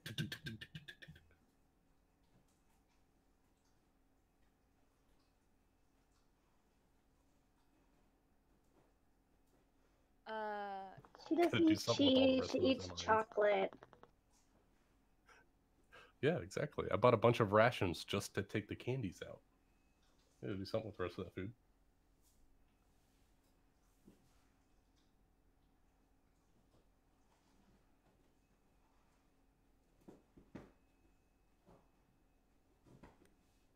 What's Eden doing? Eden is taking apart, cleaning some weapons, you know, all the while kind of like putting like a little portrait of his family, occasionally looking at it as he's doing it, you know. Gotta keep in tune with his roots, because that's his family, his one trait. I don't know. I would like to roll a stealth check against Eden's perception. No. Go for it. What are you going to do? She's creeping on your kids. Ah, gross. Come on. She's picking favorites. All right. Eden's passive perception is not that high. No. So when she puts up a picture of her kids and then she turns around to go get another one, I take like an extendo like radio antenna and I make the picture just off kilter so it's not level. And I pull it back in a bit. Well, that's just odd. I thought I put it on like a nice little round ship. That is just odd. It's not going to bother me. I'm just going to work on the guns. It's not going to bother me that it's a little bit off kilter. You know, it's not. It's not going to bother me. It's not. It's bothering me. While it's bothering her, I'm going to sneak down the shaft that's in this room, the maintenance shaft. And I'm going to try to move some of her parts of her gun. So that way, or his gun, so that way it's just like, it's not normal. Misfires. Roll another stealth check. Yeah. I hope you trip. I'm not going to trip. Trip. I tripped. Oh! You totally tripped. So as you're fishing this little antenna thing out through the grate to try to move some stuff around, in your earlier tinkering, you had loosened some of these screws while you were inspecting things. You didn't put them all the way back in. So as you're starting to rest a little bit too much weight on the grate, it pops open and you fall out. Eden's going to roll around, draw his like small. Oh God, laser pistol and point it right at Nibbles. Oh, Nibbles, my friend. What are you doing in here? Dropping around? Dropping in for a visit? What the fuck are you doing in the vents? I was going from room to room to make sure that everything was level. And it seems like this room is level. Alright. I happened to fall out of the duct. Uh-huh. And Eden does see your cable, right? It's... Oh yeah, he's totally holding a little extended, poker thing, basically. How smart is Eden?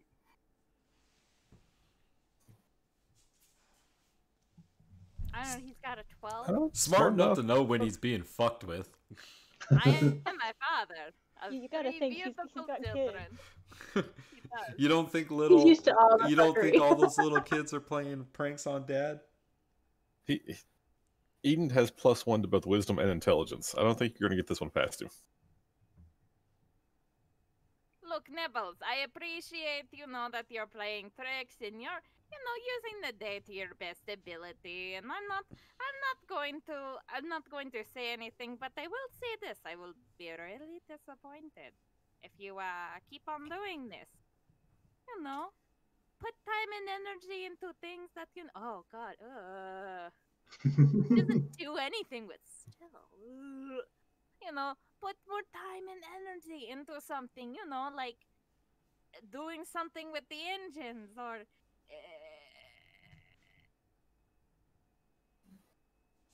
something, like instead of messing with the picture of my family, I just want to say I might be disappointed in the future. Next time, I pull trigger. I understand, but I must say, you're gonna need this, and I'm gonna grab one of the parts of the gun and start running. Oh fuck no! Can Eden just shoot at her? Eden wants to shoot. Kill Absolutely. It. Dear God. Can't wait till the sensors pick this one up.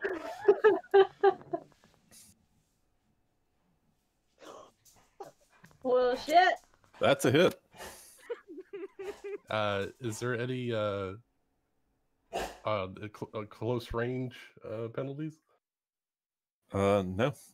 Besides, you were running away. I assume you were at least 5 feet away. Yeah. Oh fuck! Nibbles done got caught. So, you managed to draw a bead and shoot Nibbles right in the ass. Does Nibbles Captain, draw I'm it? showing shots fired in Eden's room.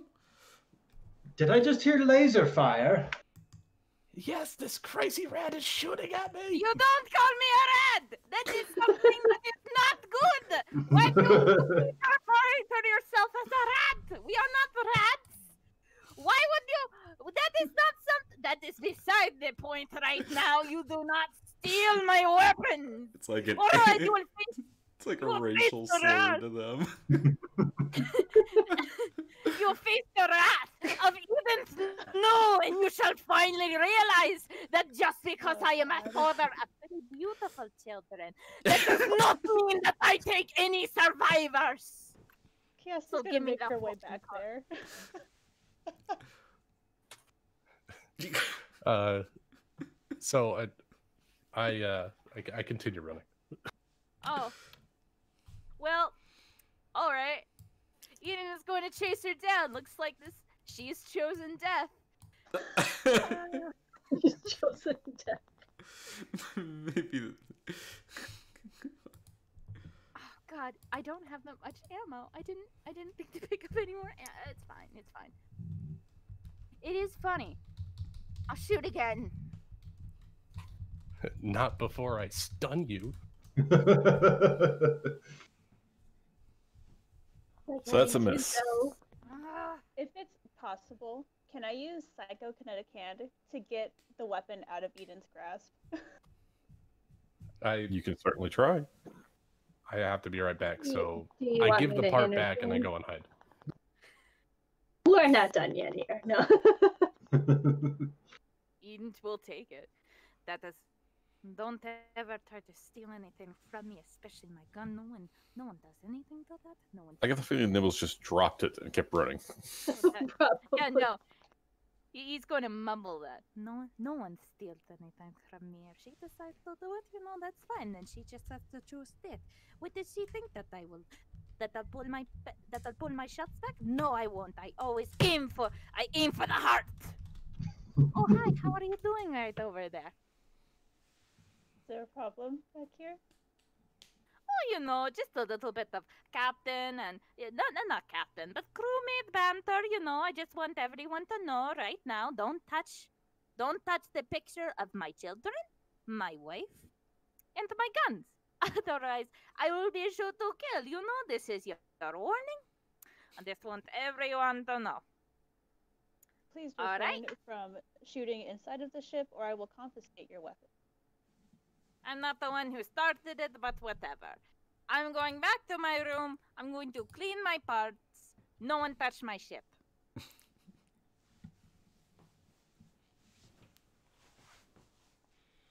You just The joys guaranteed that of she's new going to touch roommates. your shit. What? Said you just guaranteed that she's going to touch your shit. Well then.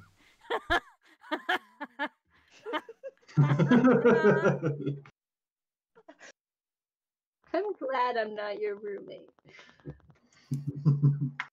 Like I can just see like there's like a line of tape on the floor, and like something falls over the line of tape, and all hell breaks. Eden just Blasted shoots back at to it. the other side.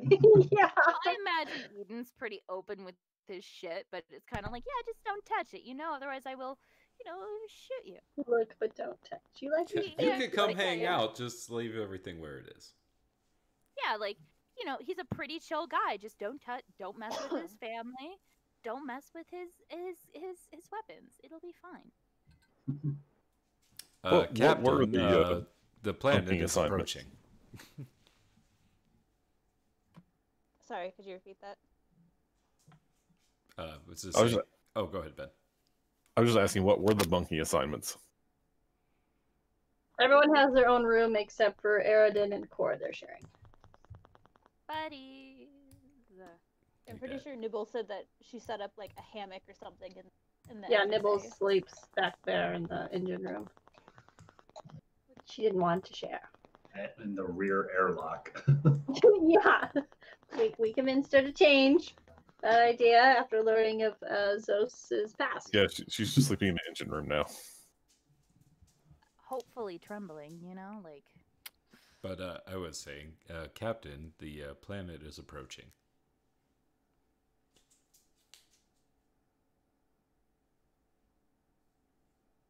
Wonderful. I believe everyone could do with getting off the ship for a while, especially Eden. I think he has anxiety.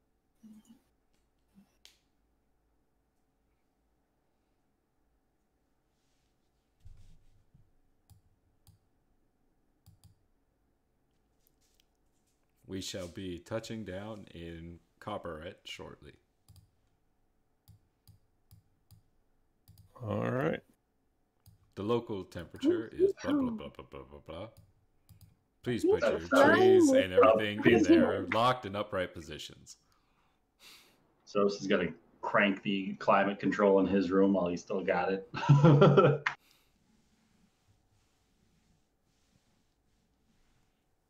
Thanks for flying with the Sunrise Maiden.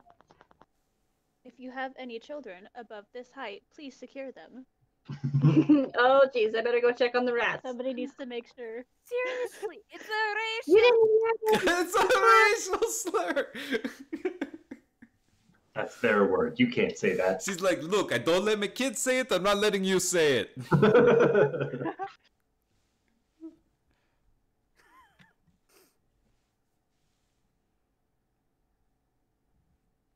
All right, so we fast forward to the ship has landed.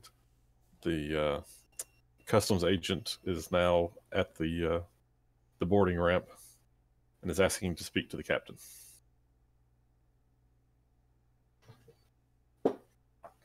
Yes, I did. Hello, I am Captain Kiasi. Yes, welcome, Captain Kiasi and your crew to Kabrat City. Just have a few simple questions. Do you have any goods or cargo that you need to declare? No. No. What is the purpose of your visit to Kabrat? We are here to speak with. What was his? We are here on behalf of the Starfinder Society to speak with Wayless. Is that his name? Welas, yes. Waylos to inquire information about Ukalam.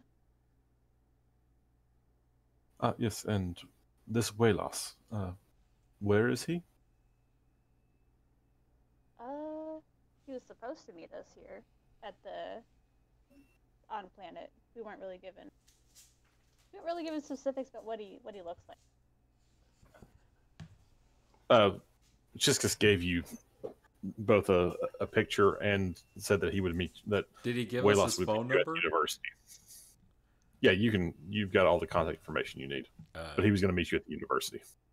We're meeting him at the University of Cabrat. And which university would that be? Xeno. Hold on, I got this. It is the Carbarat University of Xenoarchaeology and Xenoanthropology. Xenoanthropology. I wasn't sure which. Yes. Archaeology or anthropology. It's both. Yes. Perhaps one of the greatest universities in all of the Pact Worlds, the Carbarat University of Xenoarchaeology and Xenoanthropology. So I've heard. Are you bringing any unregistered life forms? What would be considered unregistered? Pets, unusual fruits, plants, essentially any life forms that would not be considered Pact World citizens. I mean, we've got a bonsai tree on board, but it's not coming off with us. Yes. And what do you expect the duration of your stay to be? Oh, that's a good question. To be determined, based on the information that we receive at the university. Well, we should give him like so. I don't know. A week? A month? How long do you want to say, Captain? I was gonna say we should probably do like a month. That way we can actually gather information that we need if we end up getting stranded somewhere. Gives us time. The captain. You did travel to an entirely different planet. I said you did travel to an entirely different planet. Surely you're going to stay for more than a couple of days. Yeah. Yeah. A month. Yeah, let's do a month. All right.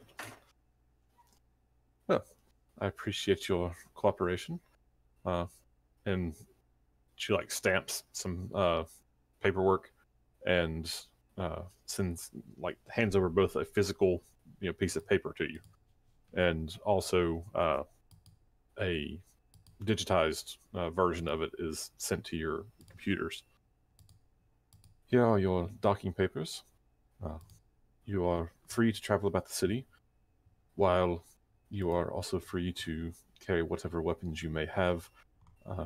Do please remember that while you are allowed to carry them, any acts of violence inside the city limits are extremely frowned upon and will be taken seriously.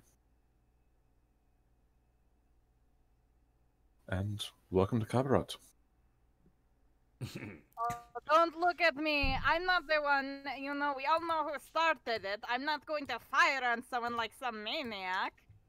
Certainly not something that touches, pictures of family or, a gun. I'm incredibly peaceful. Why do you have pictures of a gun? I don't.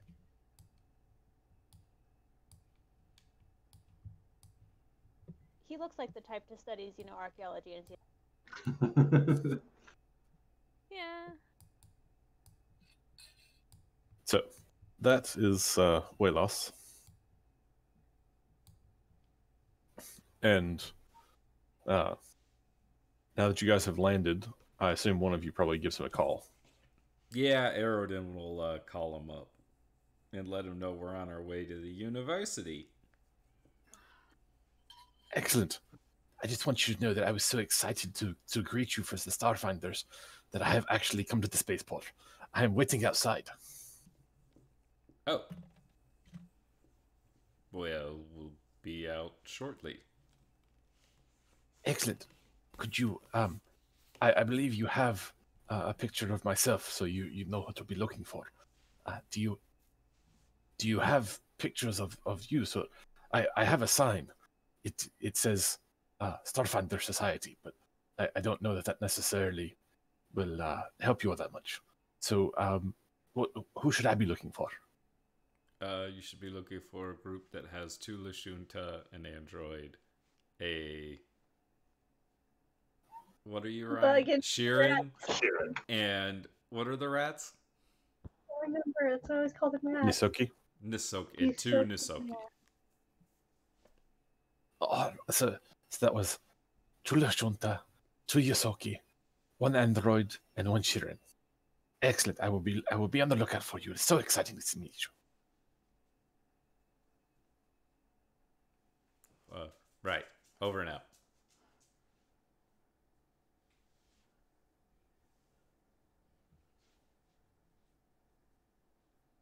All right. He clocks in as evil. Come That on, smile now says inside. evil.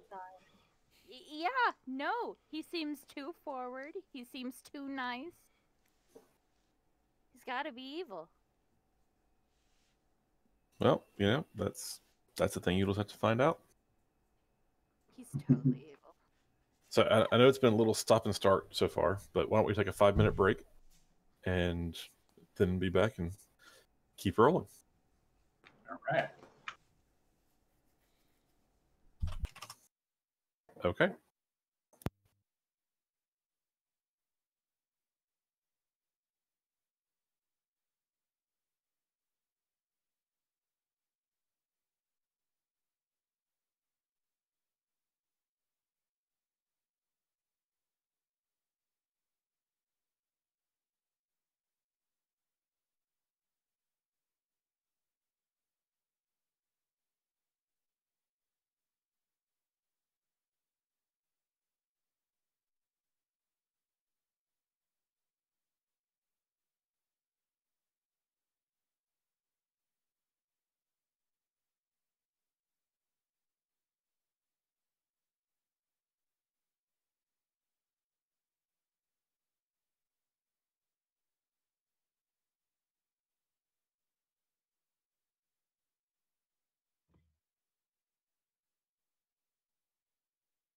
I don't know where.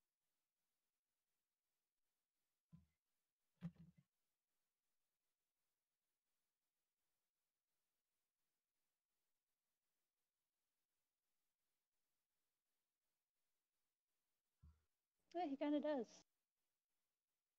It's like, this guy looks familiar. Why does he look familiar? I'm like, oh, I'm back. I know why. I will be right back. So how much did I die? Well, we had to eject you out from one of our airlocks, It was a. Oh, cool. I It get to was a roll a new good character. funeral. but it was unanimous. You agreed. I really got to remember my operative stuff because you shouldn't have been able to even shoot at me. That could make a difference. So I've got this thing that's called Uncanny Mobility, and it says if you choose a target of your attack before you move, your movement does not provoke opportunity attacks. And when you use a standard action to move, you can choose one creature and do not provoke opportunity attacks from that creature. Nice. I found my wall.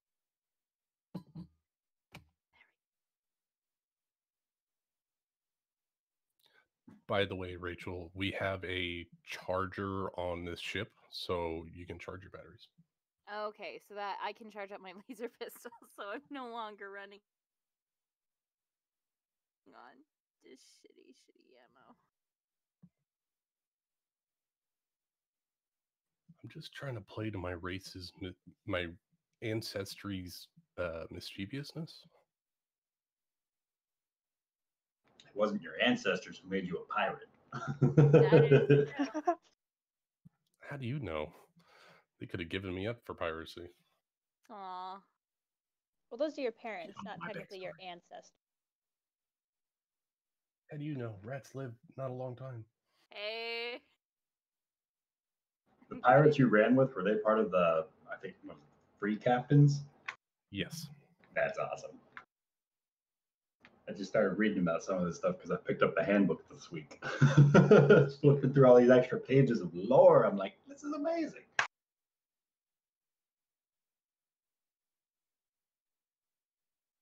Yeah, I ran with the free captains for a little bit. You know, just kind of hanging out, fixing pirate ships, saving up enough money so I can fix my poor voice box. Oh. We're talking backstories? I gave a mechanical reason as to why I can't maintain one accent.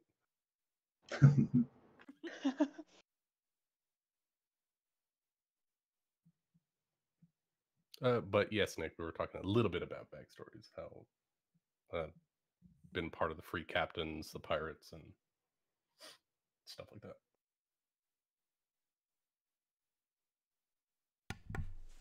So you're a pirate? That's why you're such a little shit? No, I figured I'd bother the old man. Old man. How old is he? How old do the Yushinta live for? I never. They reach maturity at 10, and they live to an age of 60 plus 1d20 years. So Okay, max he's 80 years. okay. He's 34.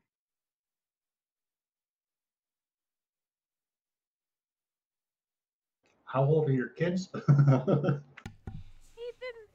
He had it at a later life. You Wait, know, so, not- like, is Eden old enough to be Nibble's father? Yeah, how old is Nibbles? You don't ask a woman their age. Yeah, I just did. I mean, women ask other women their ages. Yeah, that. Oh, that's right. The captain's asking. Caught me on a technicality. Nibbles is 14. So she's a Oh, baby. yeah. Eden's really could She's easily not a be baby. your father. She's a full adult. Well, she's mature. I don't know about mature. It does mean Sorry, I'm Eden eating could be your burger. father. I don't see the resemblance at all. I do. No. Who is asking about favorites?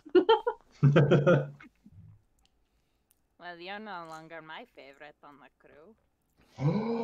That means he's got a favorite. I don't have a favorite child. It's okay. You can tell me. It's just me and Wait, your you mind. had a favorite crew member? This is your conscience speaking. You can trust me. I don't have a favorite child. I'm sure you do. The one on the left of that picture. No. Oh, so it's not him. All right. We're ruling him out as we go.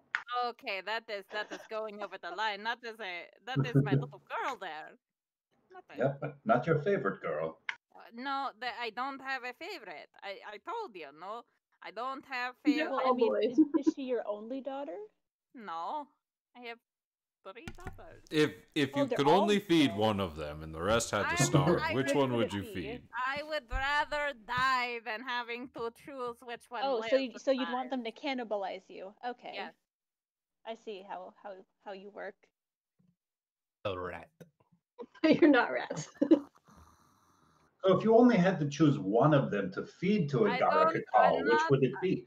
I'm not Mm, asking for a favorite, just which one do you like the least? Ooh, that's a good angle. There must be an answer to that one. They're both great. They're all. There's always a question. Well, you said both, My but you have oldest 3. is 4. My oldest is 4. And my 2 youngest are 2. I'm not going to choose a favorite. Wait, didn't you say you have like 14 children? No, I had 4. Oh. I thought it was you 3. said 3. No, I have 4. Sorry, I'm bad. He I thought has you four I thought for now. some reason you had like 14 Well, children. his 3 daughters and Nibbles. No, I had one of them age 4. His name Magnum Moose. I have twins called Siren Poli and Kata Paramoy. Could you spell those in the chat for us? Oh God. Remember Oh, one God. named Michael Mouse? Because aren't they didn't you name your children after guns? Guns and I think like a type of mouse or in the rodent family. So I think it's Magnum, Katana, and I don't know what sarin is, but I think it's an explosive or chemical agent. Well, sarin is a nerve agent, like Oh, sarin gas. There we go. Whoops. It's also the name of the high school in Kuroko's basketball. Was that an animal? Yeah. It's Oh. one I've been watching a lot lately. That's why it's on my spelled mind. differently. It is. But anime sports is my new favorite thing. It's the Sports right animes amount are of so fun to drama. watch.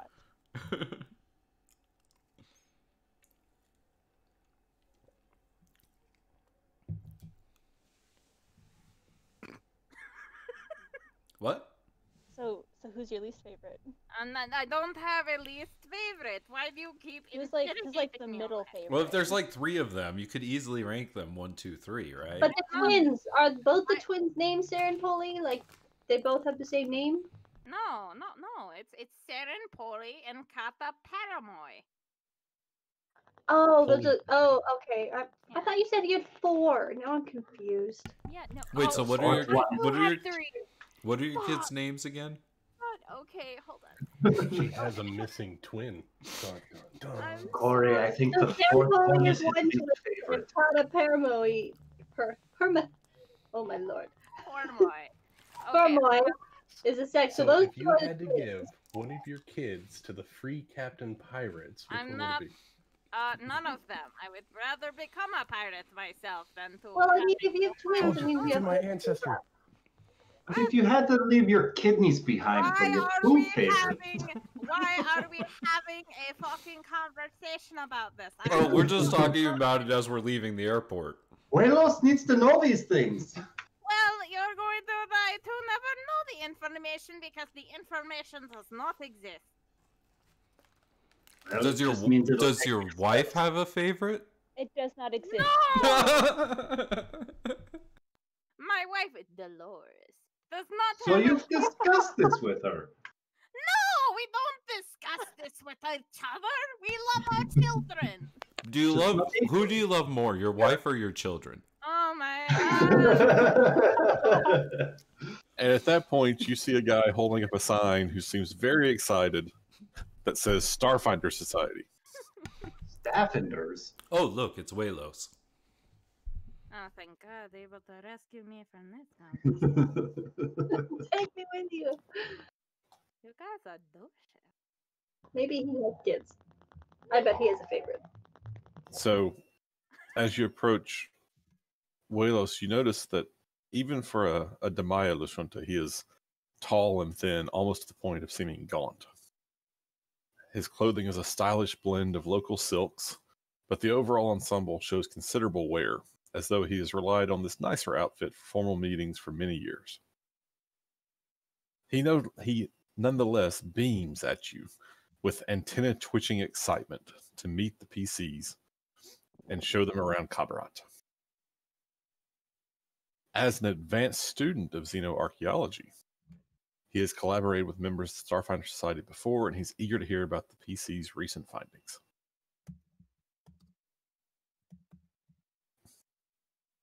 So he hails a robotaxi and starts piloting you guys through the city and towards the university. As the taxi wends its way deeper into the city, trees give way to elegant towers of carbon fiber, glass, and steel, each artistically sculpted to create a stunning forest of dazzling skyscrapers. The Kabarat University of Xenoarchaeology and Xenoanthropology is just north of the downtown commercial district and consists of about 10 buildings scattered over a campus of groomed lawns and gardens.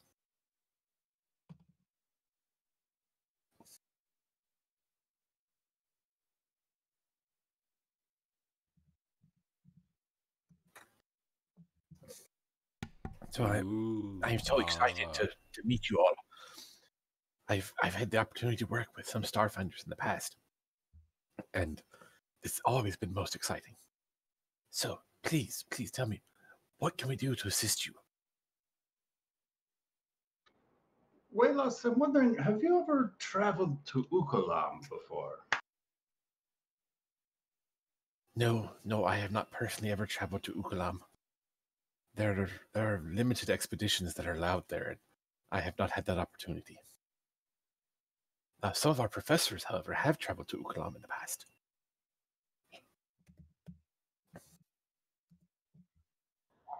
Do they have things that they've brought back, information, studies, journals, stuff like that from traveling there? Is there anything interesting they found? Oh, of course, we have many such items in our archives. But what specifically is it you wish to know about Ukalam? That could help us tremendously in narrowing down the field of search. We have found we found some writings that were in a mysterious, an unknown language that have former encounters have found that it has only been in Ukalam. That's most interesting. Linguistics, lost languages. Yes, very, very exciting. I think I could.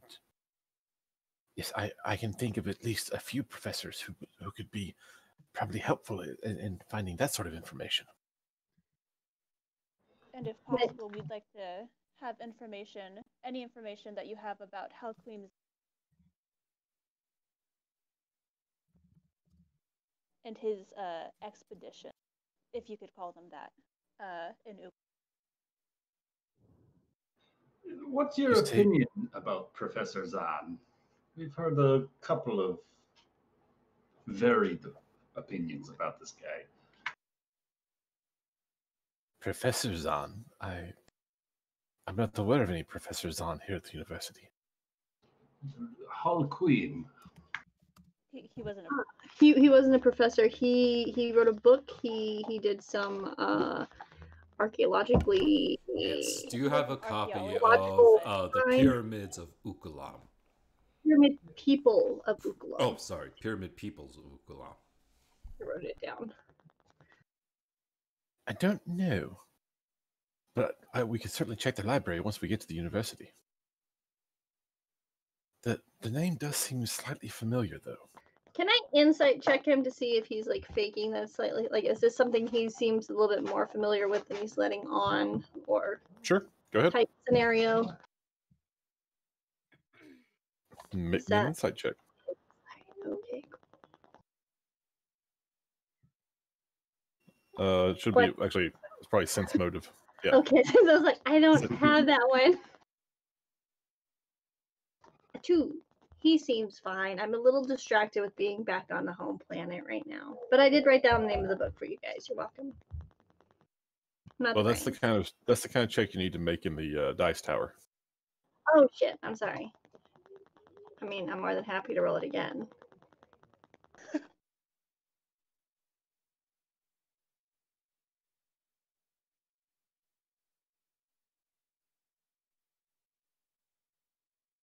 Okay. So yeah, he seems excited, helpful. He doesn't seem to be hiding anything or holding anything back. He seems pretty cool, guys. Like, I mean, I'm just, here's the name of the book. I am enjoying the surroundings. It's been a while since I've been here, so just, How do we check and make sure he's not part of the corpse fleet? I'm kidding. But I think the skin is a dead giveaway. Dead. And the antenna, probably. Dead. Yes, We didn't. I think I know exactly who to take you to. When we arrive at the university, I shall take you to Professor Muhali. Professor Muhali is the head of the Linguistic Anthropology Department. Her office is in Alcima Carre Hall. these are all really big words to try and write down. Lead the way. Yep, we're happy. So you just seem really eager to be a part of this. I mean, you tag along with a lot of Starfinders. Are we, is this usual thing for you? Do you owe Chiskis something?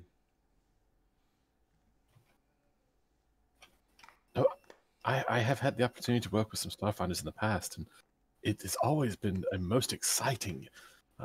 The Starfinders tend to go to the types of places where, well, the university typically will not allow us to go due to various dangers. So it's an opportunity to learn things that we wouldn't normally have access to. it's most exciting. So the Professor Muhali could approve for such transportation to, so say, Ukalang, for example. That is possible. Yes. I mean, it would take some coordination with the government, but I believe that should the head of the Kabrat University of Xenoarchaeology and Xenoanthropology's Linguistic Anthropology Department make such a request to the government, that it would be likely to be heard favorably. That is a mouthful.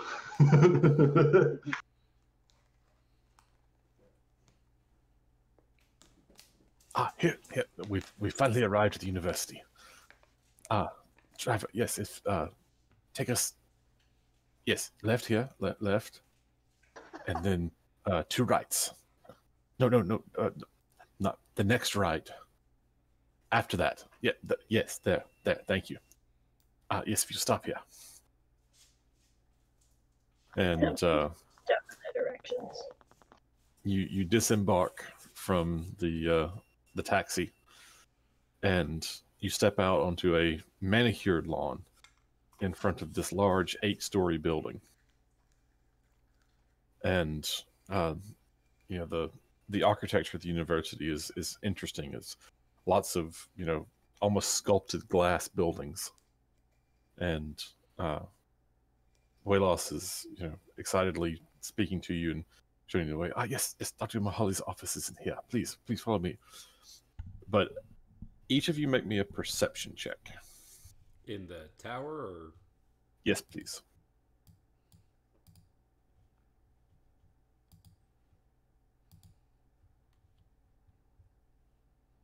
All right, Zost.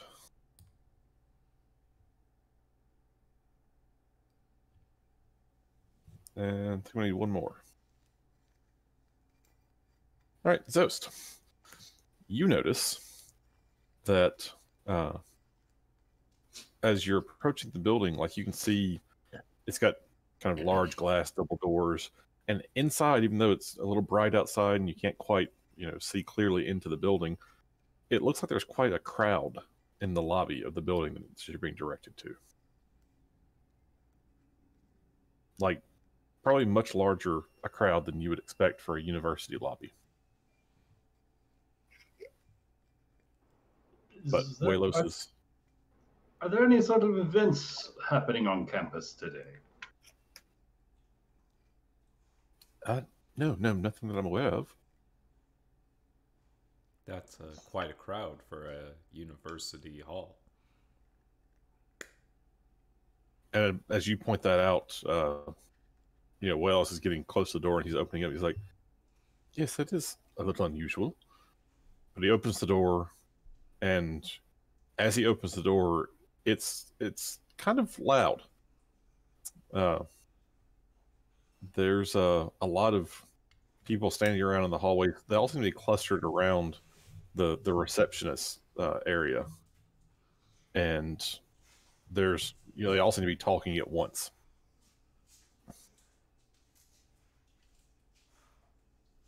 Can we hear what they're saying?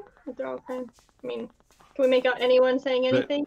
They're kind of all talking over each other. You can't really tell what's going on, but Welos is still like guiding you in that general direction. Is anyone like pointing or looking in a general direction? Like, are we heading towards the direction they're looking? Do they look angry or like upset? Aerodins is going to turn to the closest person to them, and in Castrovalian just ask, excuse me, what's going on here? And who are you asking? The closest person to me. Okay. Like, not in the group. Like, the random civilian. Yeah. Just the closest Lashunta to me, just like, hey, what's going on? And they look at you and go, are you at the university? They look down at their self with all the weapons and stuff and go, yes? Oh, excellent. Would you care to give a statement on Dr. Labian's 21-2? Oh, I am not with that kind of, like, with the university. I don't give statements. Well, yes, obviously we can give you a statement. Oh, no. Eden, What was let's that? go. What was that name again? Dr. Avians 21-2. Yeah, let me try to type it out for you. I feel like it was a bit narrow-minded, to be honest. But, you know, his process of development was pretty spot on. So, having, like, this person you now recognize as some type of journalist. Some kind of reporter. Yeah. Yeah. And they've now latched on to you since you said you were with the university. And, like, 3 or 4 more of them then turn to you.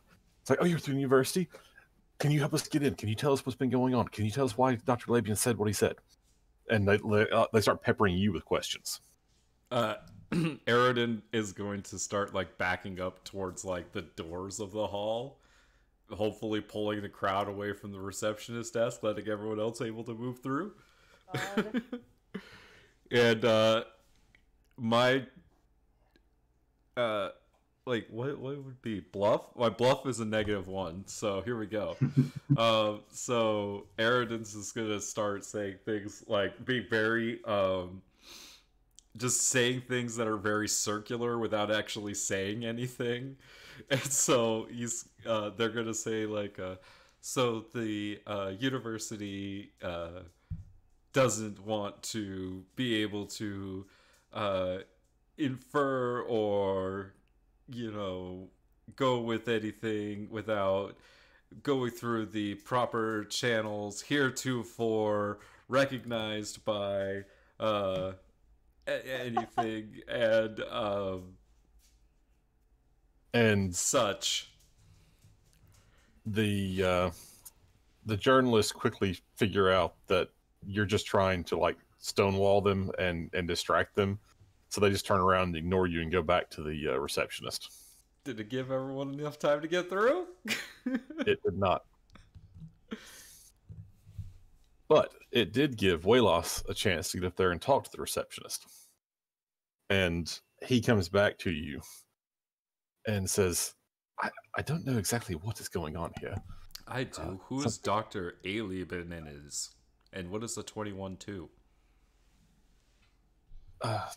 Well, Dr. Labian's 21-2 is one of the professors of xenoanthropology here.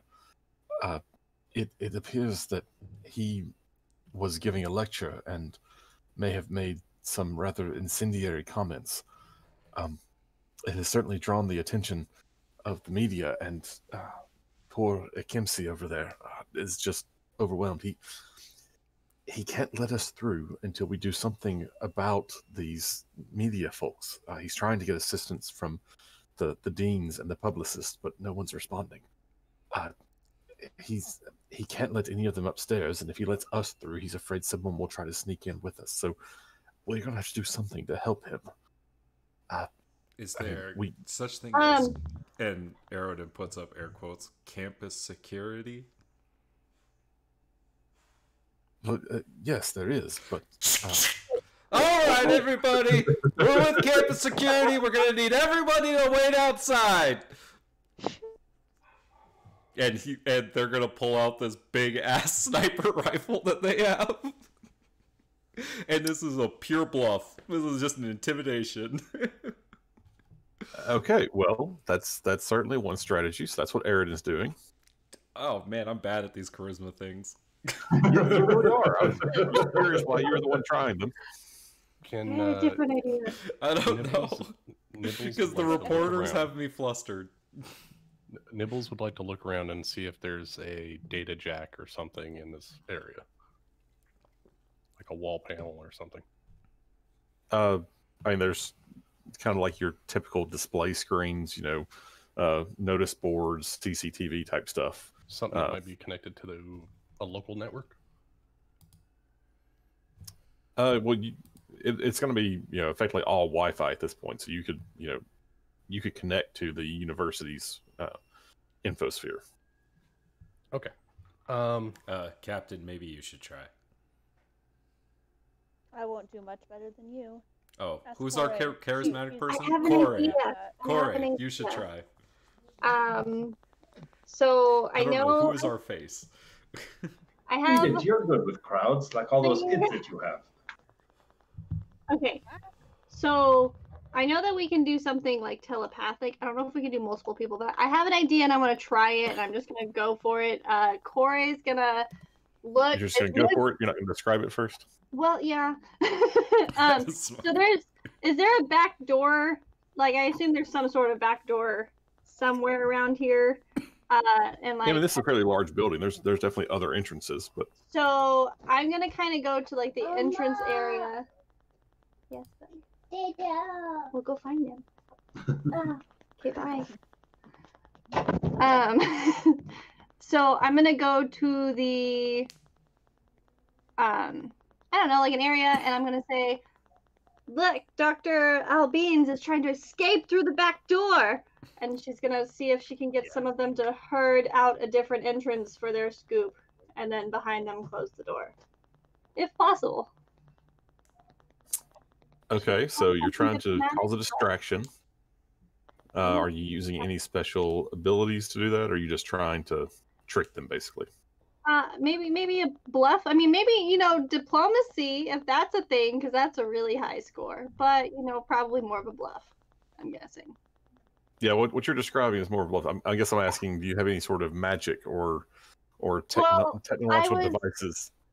I was gonna try and use her like the telepathy that she has to like get into people's minds, so it's like sounds like multiple people are saying it and not just her. Like they hear it in their mind, but since it's so loud in here, it's like they can't tell it's in their mind.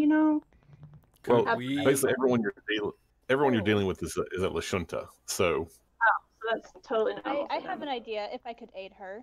Yeah, I'll take it. Although I'm not sure if it will actually like. Well, I'll put it this way: this is how effectively this is going to be a skill check. So you guys are going to have to make a couple of successful skill attempts to. Well, I had a spell that I figured I could try to use. Okay. So if you want to use a spell of some kind to assist her, that would certainly help her. I have ghost sound, which Okay. I can make any noise. I don't know if they'll be able to hear it over how much noise they're making, but I want to like. Well, it's just really too bad that she specifically said she didn't want to talk this over. She just wanted to try it. So. Well, okay, guys. I mean, like I was gonna try it, like as in, I'm gonna go. Oh, so you did want to talk it over. Maybe well, like a while Corey is acting on it, Zost is telepathically speaking to the rest of the party, planning something. go, Zost. One up me. It's cool. No, it's fine. Oh, you're giving us the distraction we need to plan something. Yeah, that's cool. I'll do what I can with it. I notice what Corey's doing, and I want to use ghost sound to create the sound of footsteps running to make it seem like he's actually like actively like darting out the door. Okay. So you cast that spell, and I will give. I will lower the DC for what Corey needs to do to help distract the journalists. Yay. So that's going to be a DC 15. I guess bluff check in this case. You can do it. I can do this. Do you want me to roll the dice tower? Or Can the rest Maybe of roll us this one out, yeah. actually like start whispering to like aid her? Oh no. Never mind. Corey, she's just not one for the planning. She's diplomatic. You're a charismatic person. I have a All right. +4. All right. You got a +4. Plan B. Eden has a smoke grenade. Yes. Okay. Here's. I like here's this my... plan B. So Okay, at this point, you guys have been like trying to come up with ideas for what you can do, and it's been, let's say, I don't know, about 5 minutes. You tried impersonating a university official, and they kind of listened to you, but then they just like, this guy's an idiot. And then you tried to like scare them by brandishing a gun, and they were like, he's already impersonated one university official. He's not campus security. Well, I tried. Did he fire? No. I don't know. No he fire. just brandished a sniper rifle. Wow. Okay, not going all the way. Okay. They said don't make the violence. It's They not said technically you can't do violent. that. And then you had Corey trying to, like, guys, he's getting away. He's over there.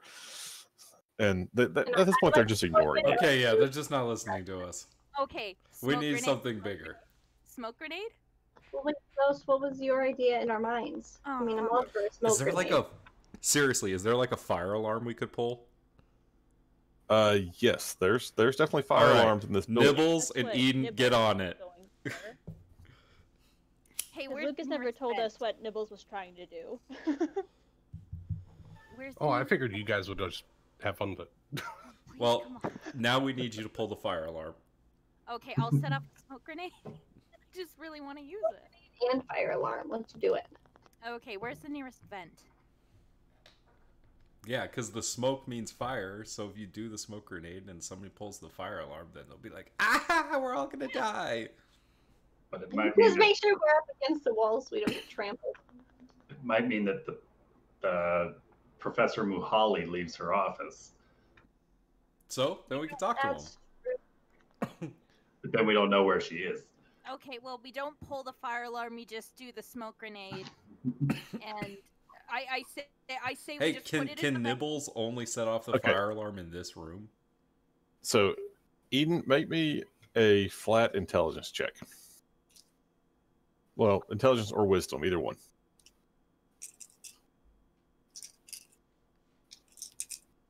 Ooh. woo-woo! All right.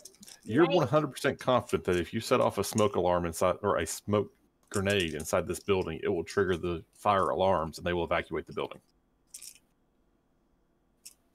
We want them to evacuate the whole building. I mean, Like, we just want these people out in the lobby. We don't want them out of the whole building because we need to be in the building. Well, but can- people are can gonna Nibbles- come back in once they realize there's not actually a fire. That take, especially if there's a smoke grenade going off. Corey, you think you could hold those, like in your mind, you hear Zoe's voice peeking out. If we were to force some, if not most of the crowd back out through the doors, do you think you could hold those doors shut and barricade them out while we deal with the receptionist? What do you mean? I deal? could, yeah, I could do that. I could hold doors. That's what I'm here for. That, you know. We could try to just herd them like sheep. Like Oh. physically push them? Well, it seems that these discussions are going nowhere. If they're refusing to see reason in the words that we bring them, and they're refusing to succumb to our threats of violence, We could show them actual violence. Not violence. Just gives them a push. No violence. Or Okay. else we might. What if we just set off the fire alarm with no smoke grenade? Because then they're just like, oh, false alarm, everyone comes back into the building, but we're already there. Or we could like keep the reporters outside after the alarm goes off. I guess So it's I'm going to take this opportunity as a DM to remind everyone that we're playing in a futuristic, technologically advanced setting. So think less like what would happen Yeah, if you're I'm playing talking about D&D. Nibbles hacking the computers and Or no, setting off I the get fire that. alarms. But think more about if you were to go out in a group today to somewhere on your local university Mm-hmm. trying to meet a professor and pulled the fire alarm. What do you think they would do? Would they let you then go talk to the professor? I could fake a heart attack. Oh, they won't know we did it because Nibbles is going to secretly do it. I heard that if you pull those fire alarms, it sprays out like a blue color all over your hands. I'd never. I have one more idea. I don't know if it'll work, but I'm really diplomatic. So I think possibly if I could get up to the reception desk and use their over the intercom speaker thingy and let them all know that Dr. Alabians has left for lunch and will not be back for 2 hours. They will all clear out for at least 2 hours. They're not going to And listen to us. I think Ben made that Well, very clear. I have a +9 diplomacy. Yeah, it's a little late for that though. Yeah, okay. But like I could be behind the desk and sit there and, you know, Okay, but like if Nibbles coming is over the intercoms. if Nibbles is stealthy and like hacks the computer and sets off the fire alarm, like they're not gonna know it was our group. We just go outside and then like, you know, we let our professor friend lets us in like ahead of the reporters, like when the all clear is given, and we just go try to find the professor.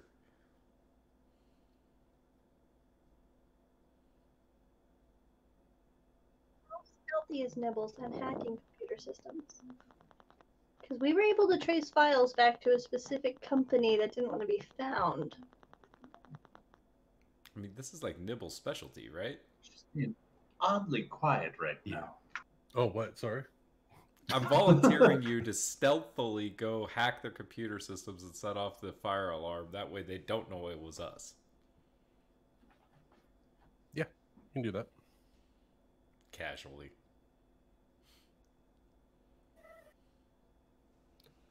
So I go find a dark corner and I try to tap into the network and see if I can set off a localized fire alarm just for the lobby, while also going on to the speakers in the main area saying, "This is not a drill. Please leave the premises immediately," and it's going to be localized to the lobby. Yeah. Okay. That is going to be a DC 23 computers check. Okie dokie. Yeah! Damn. See, I knew this was a good idea. Our first success. It's your first double-digit roll on this. Okay, so Nibbles, quietly sitting over there in the corner, has accessed the computer system for the building, has found that there's very little trouble in getting into the security and fire prevention systems subnet. You've temporarily disabled the alarms on all the other floors and all the other areas besides the lobby. And you then trigger a test of the fire alarm system. The lights and the alarm in the lobby start to go off. Several of the reporters start looking around like, oh shit, seriously? But seeing that the receptionist is also kind of looking around a little startled and starts going, okay, everyone, we need to, orderly, we're going to have to leave the area. Please, if you'll just, exit through the front door. And, the announcement over the speakers is doing the same thing. So everyone starts trundling out. Okay, fine. And what do you guys common, like, grab the receptionist, grab the receptionist. Hold on. I have an idea. So what we could do is like we could be like holding the doors open for all of the reporters and stuff like that, and then Nibbles can turn off the alarm right as the last reporter leaves, and we just close the doors and maybe lock them. And we lock the doors, and I said it's a really big room. I'd be happy to lock them and barricade them and hold them closed All right. like I was holding. Let's see, what sort of skill check would that be? And then whoever has high diplomacy could be like, there we go, I'll clear it out. This is as asked. All right, who wants to make me an engineering check for successfully locking the doors? Aridin can do that. I've got a +7. Don't do anything to that. Okay, so you're getting all of the people out. No one's really expecting the doors to be closed and locked. So we'll call this a DC 15 engineering check. Oh, I'm scared. All right. Here we go. Yes! Yeah. All right. So, you successfully heard all these reporters and everybody out, and right as the last of the reporters go, someone has grabbed the Kimsey, the receptionist, and Walos, and has let everybody else go out first. And then Aridin, very swiftly, closes the doors, quickly hits the like the manual lock, as well as like a keypad lock to lock the main doors. And at that point, Nibbles cuts the alarm off, and who is then going to turn and explain things to the receptionist. Cora will do that. Ha! All right, make me a diplomacy check. Oh man. Nibbles would like to do one more thing while I'm in the system. I mean, What the heck, Rolls? can What the heck? somebody assist her and give her like a +2? Right? That's how this game works. Sure. Someone help me. Who can get at least I a 10 on About the other diplomacy? one? Zost is gonna try and. Plus Oh, go ahead. No, go ahead, Brian. What were you saying? Well, I've got a -1 charisma, so feel free. Yeah, I'll assist her.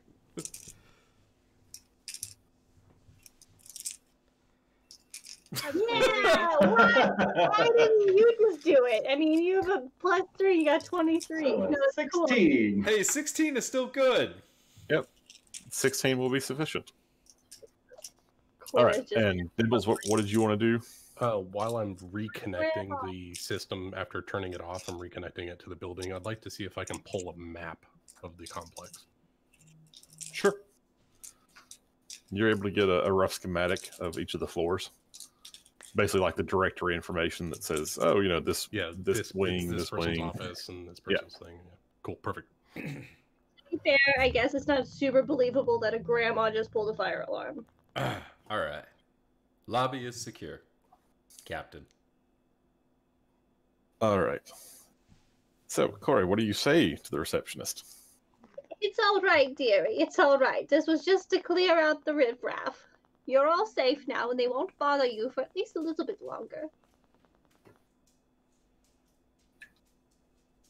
All right. And the captain nods, and she's like, "Oh, okay, it's fine then." The captain just gives him that kind of Fonzie, like, "Hey." She winks, and it's done. Oh, well, thank you. That was unexpected, but I'm glad you got them out. I hope the dean and the publicist will be down here shortly. They can handle this. I'm not equipped for this.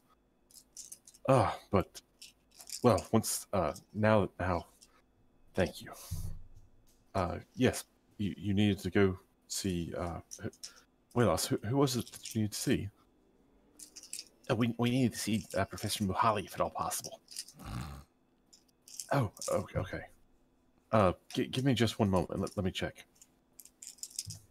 And the receptionist goes back, pulls up the kind of the professor's calendars, says, "Well, Professor Muhali is actually very busy at the moment, but well, I think I kind of owe you one for getting all those people out of here. I can, yes, I can squeeze in an appointment. I can move that. Yes, I can get you an appointment in about an hour. I'll have to do some rearranging, but I'm sure Professor Muhali won't mind. So, yes, thank you very much. Walos, if you'd like to lead them up to Professor Muhali's floor, I'm sure that she'll be with him in an hour.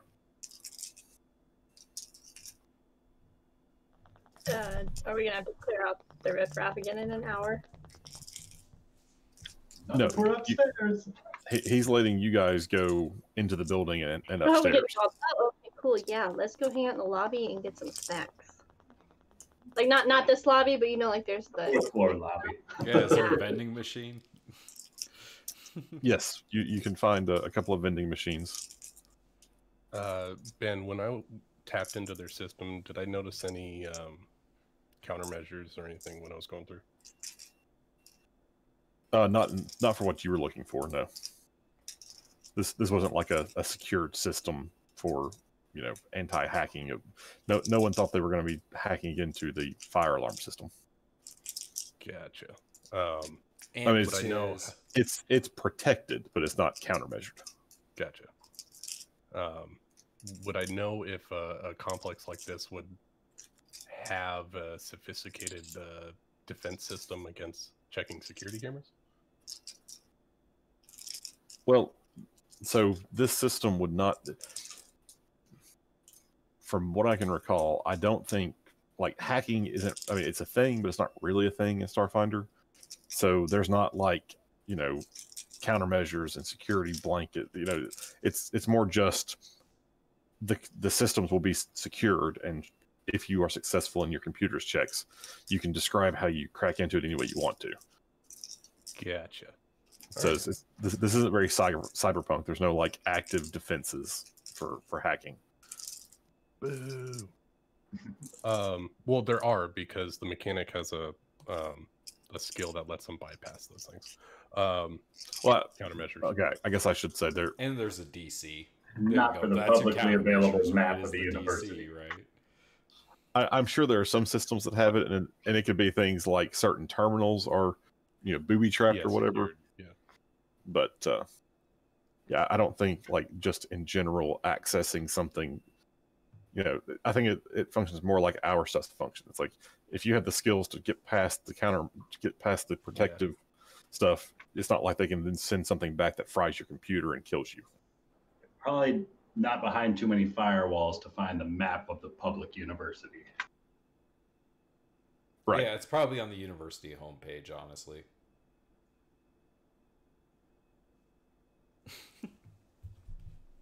Okay. So you guys are escorted upstairs. You find the vending machines. There's the Castrovellian equivalent of coffees. If anybody wants some. Sure. Oh yeah, no, definitely. We're gonna hit the donuts and the coffee. And It's a bit hot for coffee, don't you think? True university No, this is perfect experience weather for Zost. Your insides feel as miserable as your outsides? it kind of regulates the temperature, so you don't feel it so much on the inside. The We've got life some of time. an I academic. think I'm going to take off this graphite armor. Well, I mean, the buildings are somewhat. They got AC. Just imagine that it's like you're living in, I don't know, Arizona or What's that like? or maybe even like Louisiana. It's hot, but people just kind of get used to it, and so there's air conditioning, but it's not set to like 65. It's set to like 75. Right.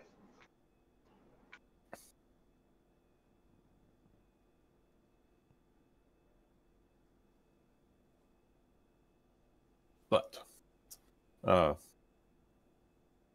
after you wait about an hour, you do.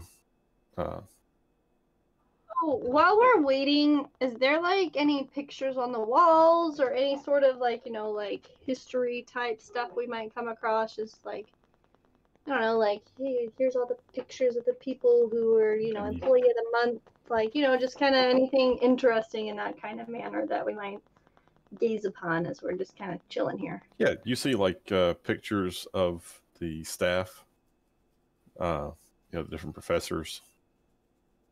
You see some displays where they have like prominent former members, like plaques and things like that. Could I ask Nibbles to go online and get the statement that Dr. Alabian said that had all 21-2. Yeah. Yeah, Dr. Alabian's 21-2. I should be able to pull that. I'm also curious about what this doctor said that is so rousing to the news. Sure. Use your gadgets.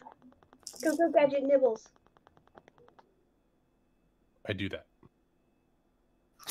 I do that. You want to click Google, and then there's a little search box. So yeah, so all your I mean, you guys all have like comm units that can access. Yeah. I don't know how to get to my emails though. The main I'm a website grandma. for the university. It should be right on there. I changed my username. I forgot my password. So we've got a you find a couple of news stories, and they are not on the university websites. What you're able to track down is that there was a lecture scheduled by Dr. Alabian's 21.2 for last night. And there's a couple of stories that have come out about the inflammatory language and incendiary nature of the lecture that was given. And while it doesn't have a whole lot of direct quotes or anything, you get the general gist that what Alabian's 21.2 was saying was effectively that from a logical anthropological perspective, the La Junta city-states during the millennia-long wars really should have just gone ahead and eliminated the Formian species as a whole. And that was truly the only logical stance to have taken during the war, especially given the costliness, the length of time, the recurring nature of it, and those sorts of things. So given that the La Junta city-states and the Formian colonies signed their peace agreement 30 years ago, not exactly in keeping with the spirit of the times, I guess you would say. This is such a random time for him to spout out and say something like that. Like, it's kind of, we're like, oh, it's over and done with, and he's like, oh, by the way, this is my opinion. By the way, this is my final solution. That's right, I am comparing him to Hitler. Studies are funded by the university? He is a member of the faculty. I'm going to write a very strongly worded letter at some point in the future. So that you have a feeling that was probably what everything was about. Anyway, everyone's a little upset about that. I hate changing my accents, guys. I'm sorry. I'm working on it. It's your voice box. It's on the fritz. Yeah. Keep switching tones. But, okay. Anything else you want to do while you're waiting? Nah, I think we're good. All right. Well, Waylos has been up there with you, waiting, and after the hour passes and the time for your appointment shows up, he goes and knocks on the door. Excuse me, Professor Mahali, are you free now? And the professor waves him in, and he waves each of you in. And as you walk in, you see that the office is clean, roomy, and orderly. A large desk stands imposingly before a broad window that offers a charming view of a nearby park, and a small table in one corner has a quartet of chairs arranged evenly around it. Near the door is a wide examination table covered with broken fragments of stone, many of which bear incomplete words or letters written in a spiraling text. Several tiny fountains throughout the room burble soothingly and shimmer with soft light. And there's a dog. And behind the desk, you see this La Junta.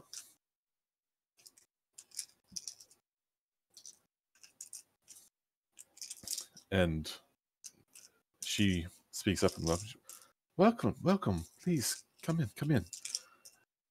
Waylos, would you like to introduce me? And yes, Professor. These are members of the Starfinder Society. They have come from Absalom Station. our friend Chiskus sent them here. He thought that we might be able to provide them some assistance in their tasks.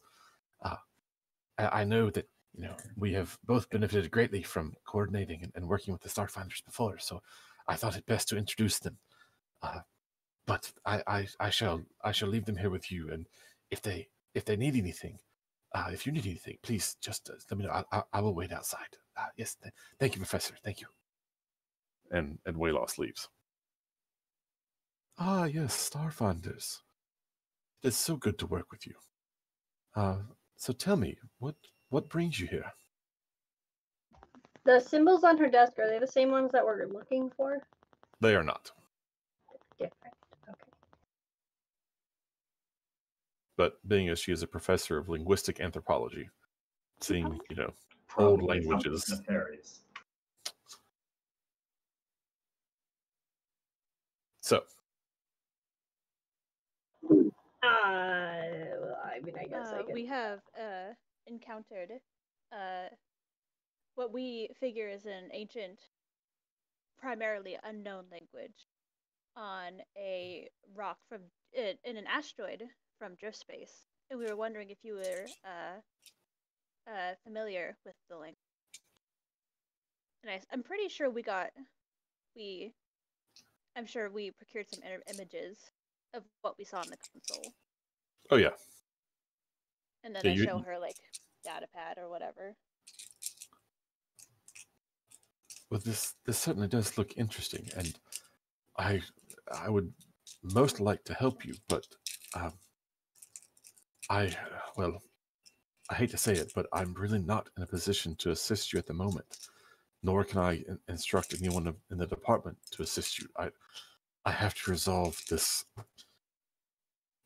debacle that has befallen us. Advocating for genocide tends to have that reaction. I see that you must have heard. Yes, Well, yes, then you Corey can. told us. I know different nipples. Well, you can imagine the uproar this has caused within the university, and especially within the department. I have spent the last several hours, practically all night and all morning, trying to coordinate and come up with some way to handle this. And I really can't spend any time or effort focusing on anything else at the moment. If you could help me deal with this situation, then I would gladly help you with what you're requesting. But I simply can't dedicate the time or resources to look into this for you until that time. Do you have any reason, like, do you know why, where this came from at such time? I mean, it's been, decades. Is there a reason to bring it up now at all times? Did something recently happen? Can you give us a little bit more information so maybe we can possibly help you better? Well, you would just have to know Professor Alabian's 21-2. He,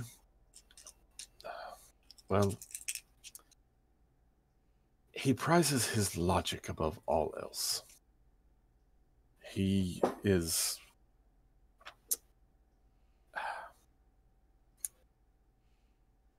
Give me just a second, I'm trying to find the term.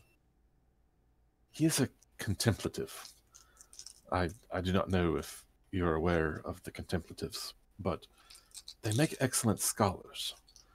But they are not the most culturally sensitive. And Professor Alabian's 21-2, well, he has been examining a war from nearly a millennium ago. One of the many wars between the Formians and the Lashunta. And he has determined, in his logic, that the appropriate response to that war from more than 1,000 years ago, at the time, would have been for the Lashunta to simply wipe out the Formians. Now, that sort of language was not unknown in times past. The sort of proposals were not unknown in times past, but for the last 30 years we have successfully had peace, and we are making significant progress in the relations between Formians and La Junta. Now he is fomenting hate crimes under the guise of pure logic and anthropology. This is not what the university stands for, but that's not the public now sees us as championing it. I've been forced to place him on academic leave, and I've restricted his access to all university resources until we can clean this up. Now, as far as what you could do, I was about to ask you. well, if you could find some way to get Alavian's 21-2 to listen, well, he is not listening to any of us, then, well, to put it plainly, he hasn't quite violated enough protocols of the university to be dismissed, and as much as I would love to fire him otherwise, but if he would apologize, then I think the media would accept that. If you can convince him to do that, I could handle the rest, and we could put this behind us. But we need to have it happen quickly. He can't wait 2 or 3 days or weeks or months before making some sort of apology. It will turn into a disaster if we don't get him to do this quickly.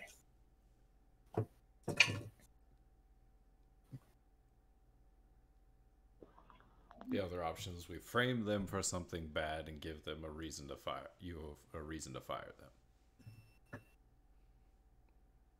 them. I'm afraid again, as much as I would like to see him gone for Plan B. Sorry, we're still trying to teach Eridan jokes. It's a little difficult. Is it? They keep saying it's inflection, but I don't know how to do it. Yes, your delivery's a bit flat for joking.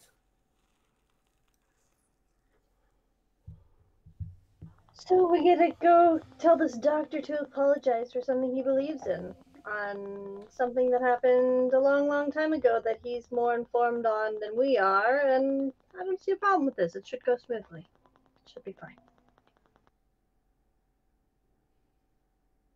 I think I've heard the shorthand for contemplative.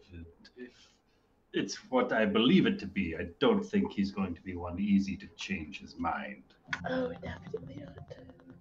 Yes, I doubt you would be able to change his mind, but perhaps you can convince him of the advantages of an apology. Which are? Well, if he doesn't apologize, and this causes too much more dismay or distraction to the university, then I may be forced to dismiss him. And that will just turn into trouble for me and him both.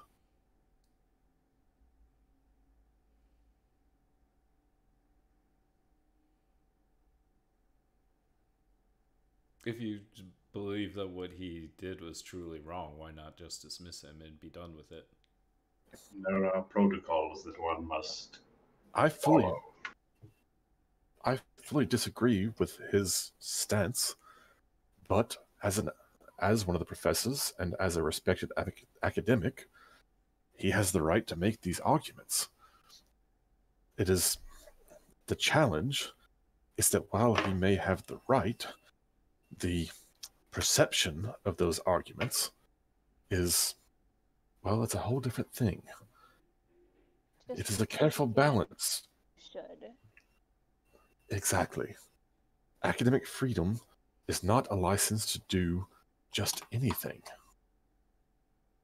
One must still have discretion. He could perhaps have made the same argument without making it in such an inflammatory way.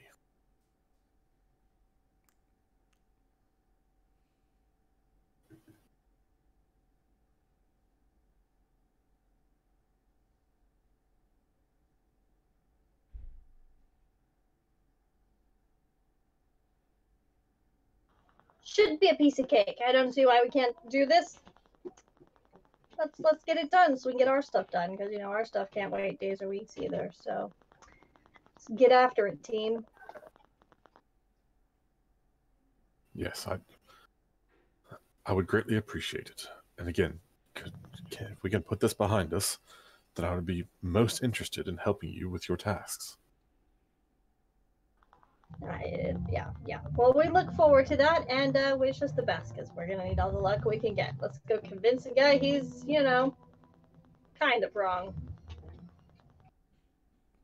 Apparently, we don't need to convince him he's wrong, just that it looks bad. Well, no, we don't have to convince him he's wrong. We just have to convince him to apologize for something he completely believes in. Should be a piece of cake, guys. I mean, Great enthusiasm, Corey. Let's go. Yeah, it should be good. Yeah. Thank you. Waylos can show you to the professor's study.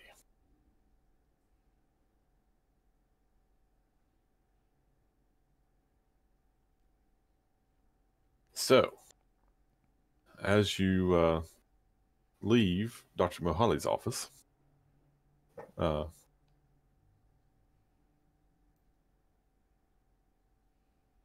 there you go. That's exactly what I needed, Ryan. Just need to cover their asses. So, there we go.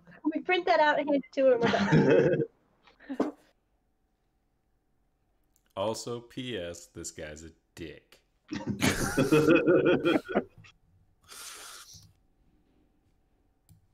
All right, so... And her at-last response almost co-signed genocide, just saying. She's kind of racist. No, she fully disagrees, but she respects the academic freedom to make the argument. She also said he might be right if he had argued it in a less inflammatory way, which is basically saying, I could see what he means. I think it was more of a regardless of if he is right or not. Yeah, that was the intent. Is right or wrong doesn't really matter on this one. While I believe he's wrong, it's kind of like someone who, a professor of history who studies, the Third Reich. It's like, yeah, but when they start arguing that Hitler was correct, you stop listening to them. True. Right? Am I wrong? No, you're correct. Thank you. That's all I'm saying. So you're saying all the Shuntas are like Hitler? I'm just saying fire the guy. Well, again, we don't know specifically what he said. Because, again, he may have tiptoed that line of, given, that it happened 1,000 years ago, and in that situation, this was probably the more correct path to try to take. But, anyway. So. It's just like 1,000 years from now saying Hitler was right. Hey. But because I enjoy history and have listened and read a lot of different books, put it this way. In 1,000 years, somebody will write the... It won't even take that long. Someone... No, maybe 100 years from now, 200 years from now. People say that stuff about Genghis Khan. I get it. That's exactly the point I was going to make.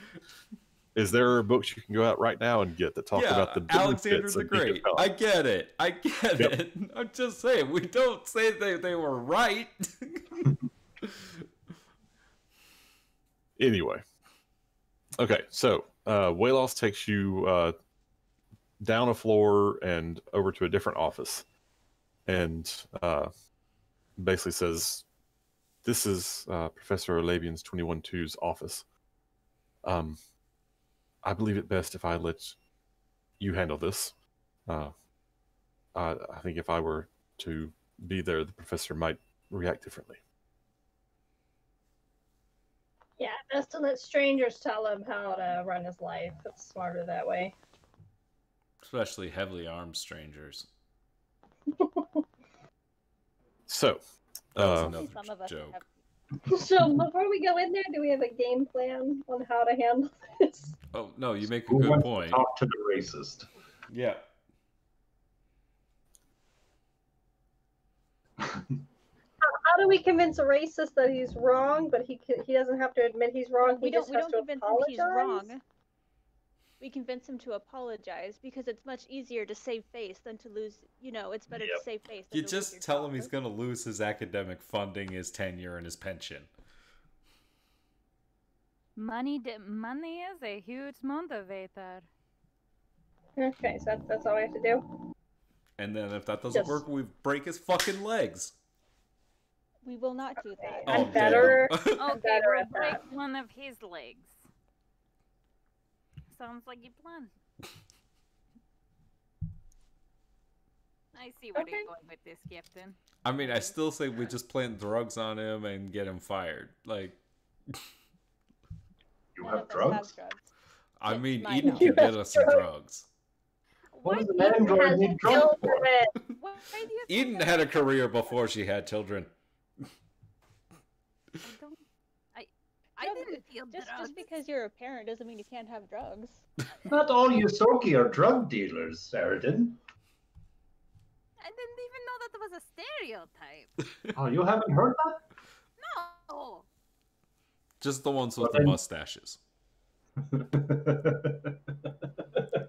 And the accent that talks like this. You know, all of you guys are a bunch of douchebags, except for Corey. So where did you learn all those gun skills again?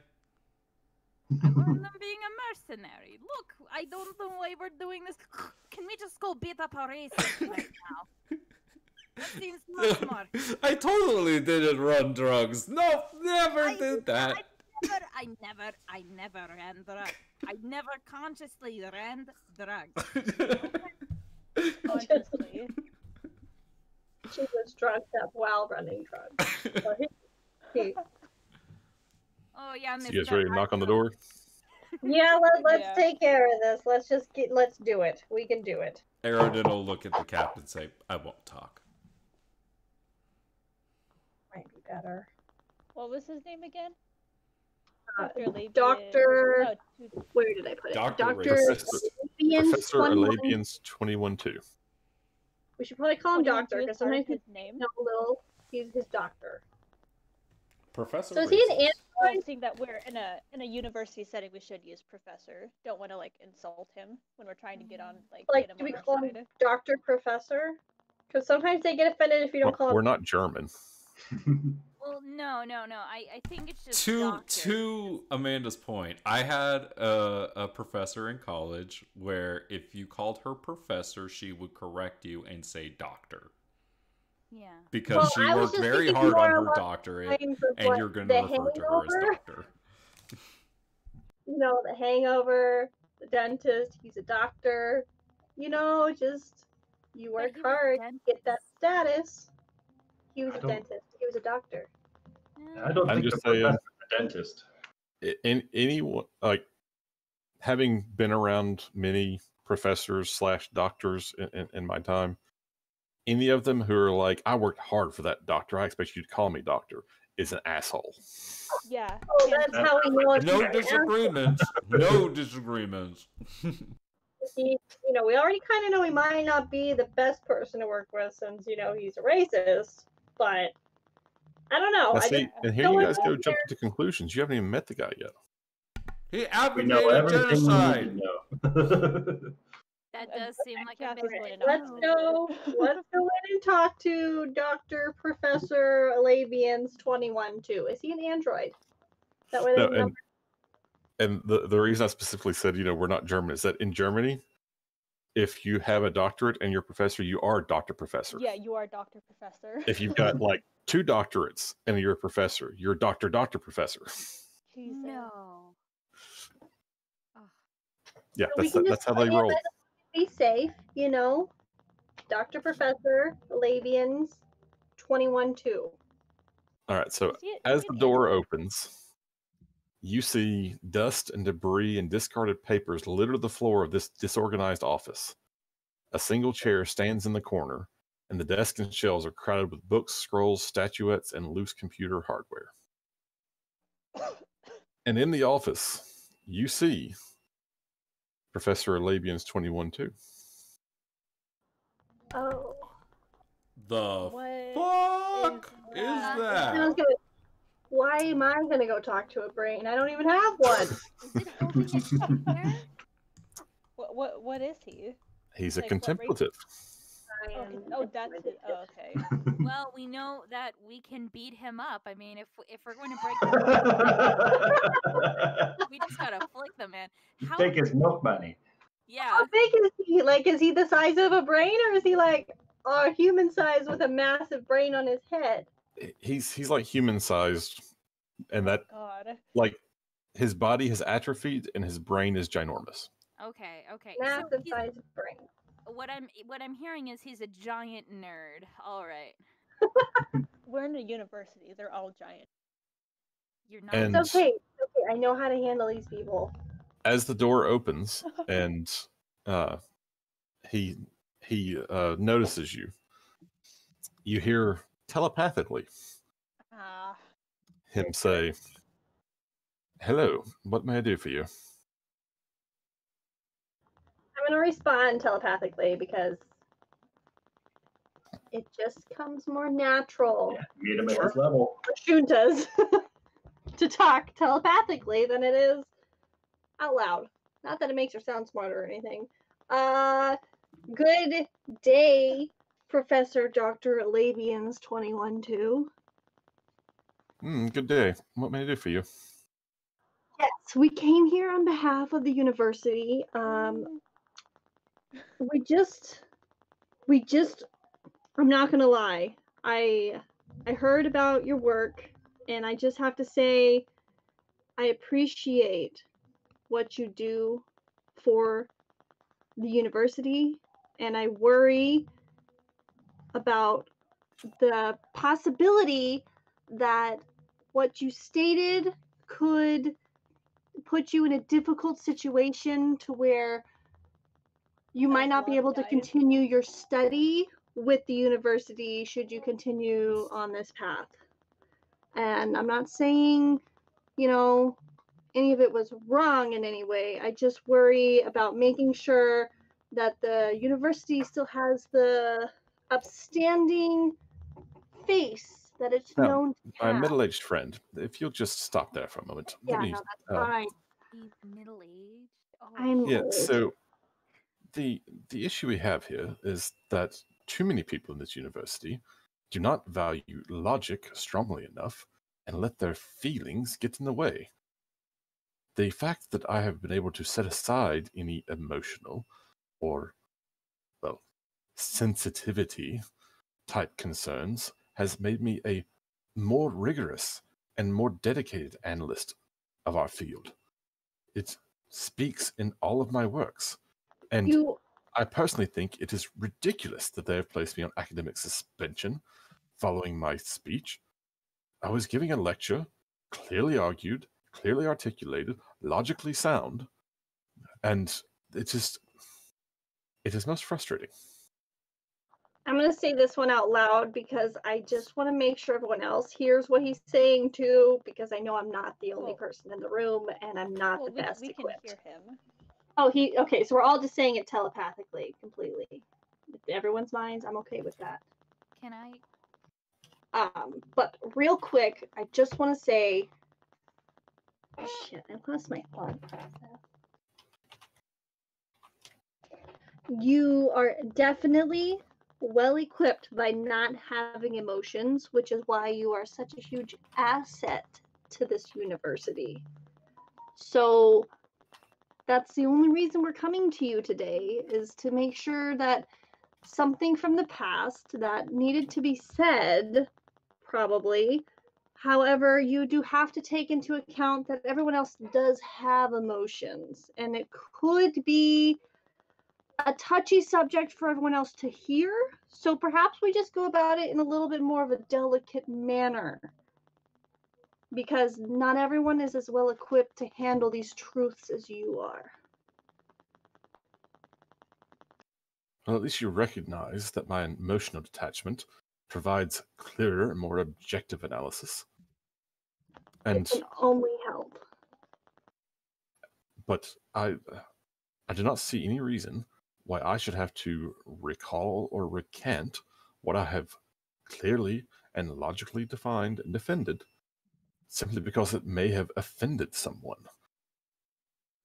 If we let offense start dictating what is and isn't allowed for research and academia, we are lost. But you also have to realize the people who who could be offended are the ones who fund and help, pay for these expeditions and these researches. And so we can't offend them because you need to be able to get the knowledge that they're able to procure with their funding. And if we offend the people who are funding us, then where does that leave us?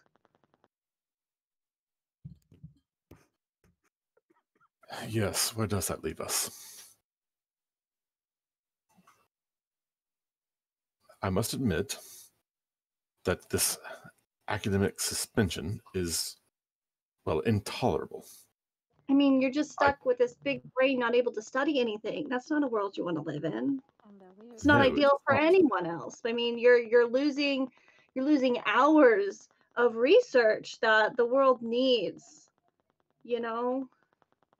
Well, you seem to be the most reasonable representative of this university that I've dealt with in the last 24 hours. Now, You guys had good diplomacy. Professor Mohali has suspended me, and barring the unlikely intervention by a dean, only she can undo this. Your convincing her to do so would allow me to help you. I assume you are here for a reason. You're If you- definitely here for a reason, yes. Well, tell me why you're here, and perhaps we can come to an arrangement. I would like to ask you a counter question. What is it that you specialize here at the university? Well, I'm a xenoanthropologist, and have been here long enough to specialize in many areas. What areas interest you? Linguistics? Yes, I am quite competent in linguistics. Anything in particular? I'm gonna show him the data pad.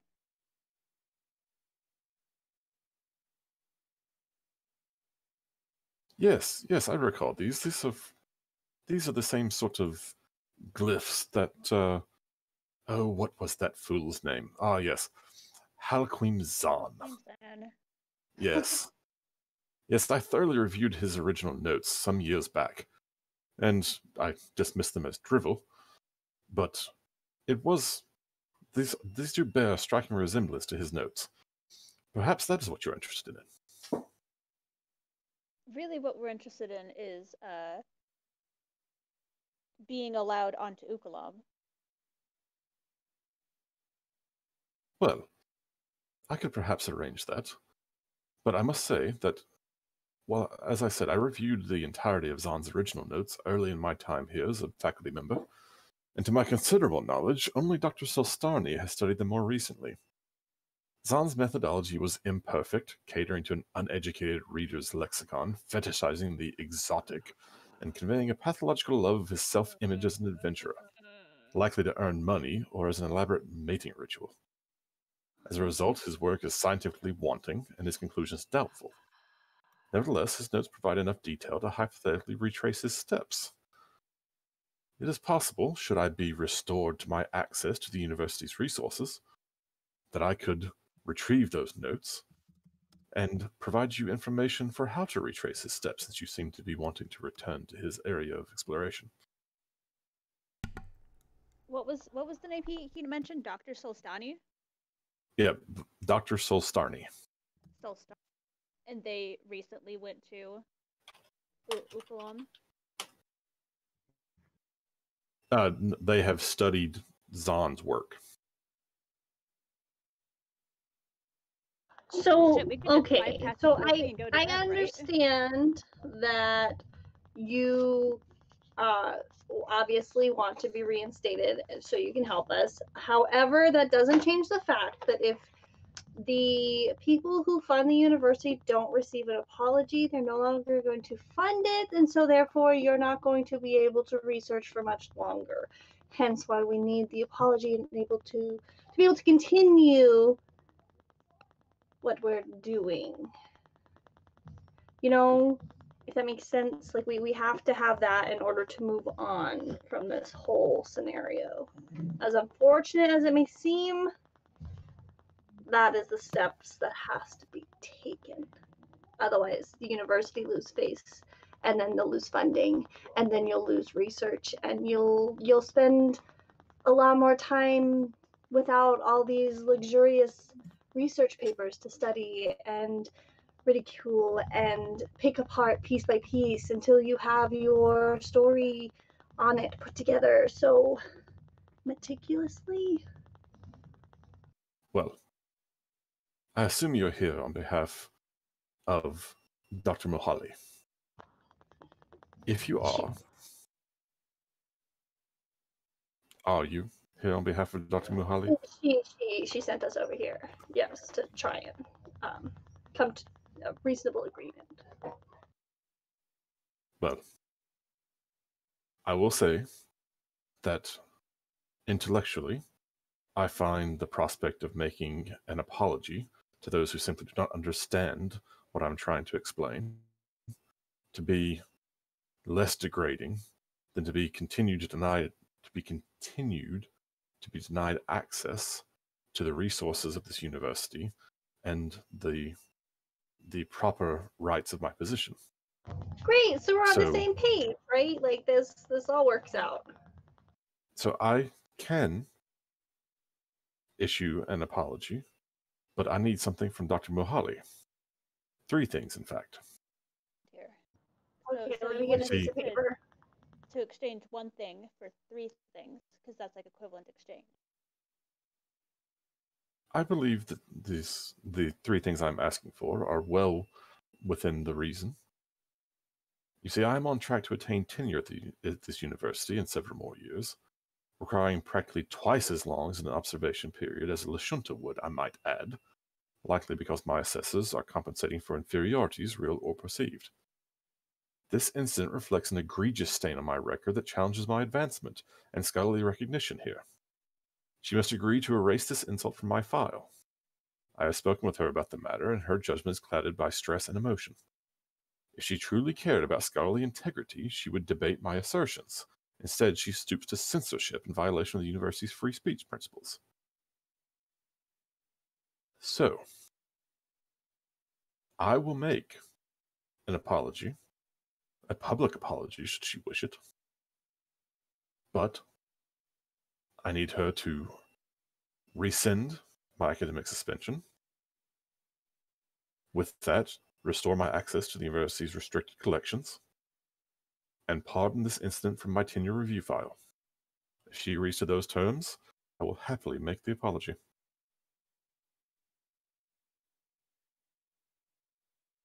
Rescinding his academic suspension, restoring access to the restricted collections of the university, and what was the third one? Erase it from his tenure review. Yeah, basically don't put it in his tenure review file. Yeah. Here's a counter agreement for you. We ask her to do this, but if this kind of incident ever happens again, she can, fire you. How does that sound? Because obviously you don't want to listen, That's why she's the captain. It's not that people aren't intellectually smart enough. The fact that you provided an argument, which is your opinion, and you are upset that people disagreed with. And I'm not upset that anyone disagreed with it.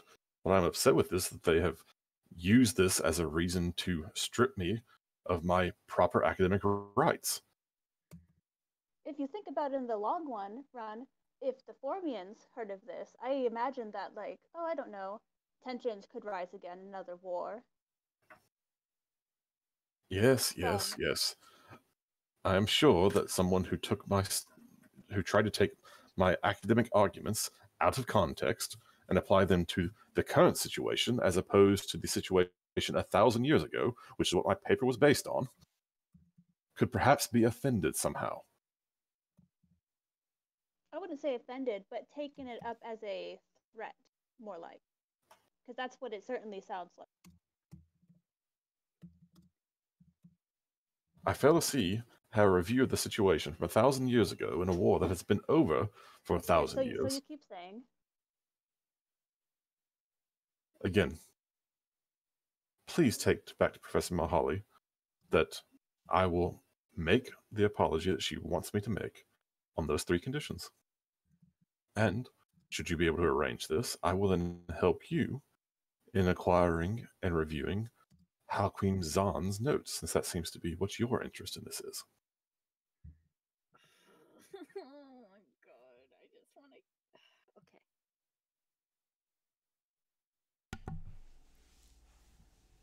Can Arodin say something to this guy as they're leaving? You can say whatever you want. I'm not. It's not something violent. He's just.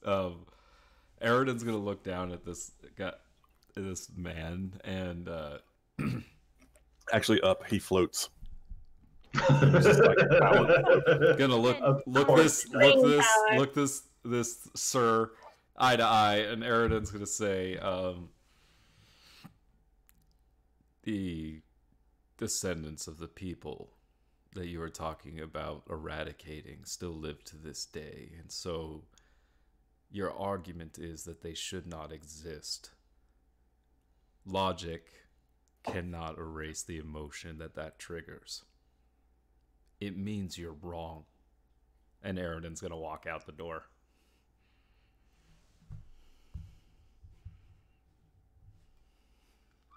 I would have thought that an android would be more accepting of the logical imperatives. Well, it seems you're wrong about a lot of things. We'll go You talk know. to Dr. Muhali. Especially when it relates to, using logic and then saying, "Oh, I don't need emotion on it." It's a huge weak point to anything, When I'm dealing with my family, I don't use logic. I bring in emotion to it. Otherwise, my entire argument could be, put down. And also, the genocide of any kind of people is kind of like a huge fucking deal, and you don't want to, say, "Oh, genocide is okay," or whatever. You know what? Fuck you, man. I don't like you. Fuck you. I hope that you die. I hope that you die early. I'm not threatening you, but I hope you live a very short life. Goodbye.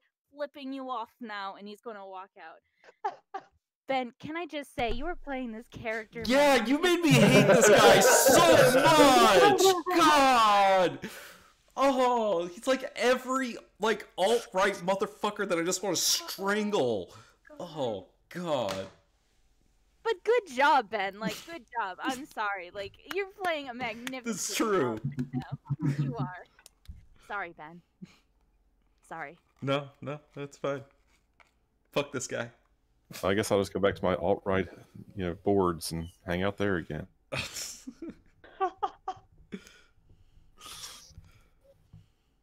Anyway, so you guys gonna take that back to Professor Mahali?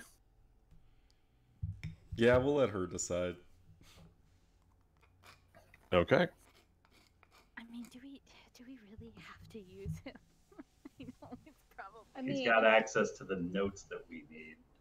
Well, anyone has the access. In fact, Dr. Solstarny, which he mentioned, is well versed in Zan's notes, his work.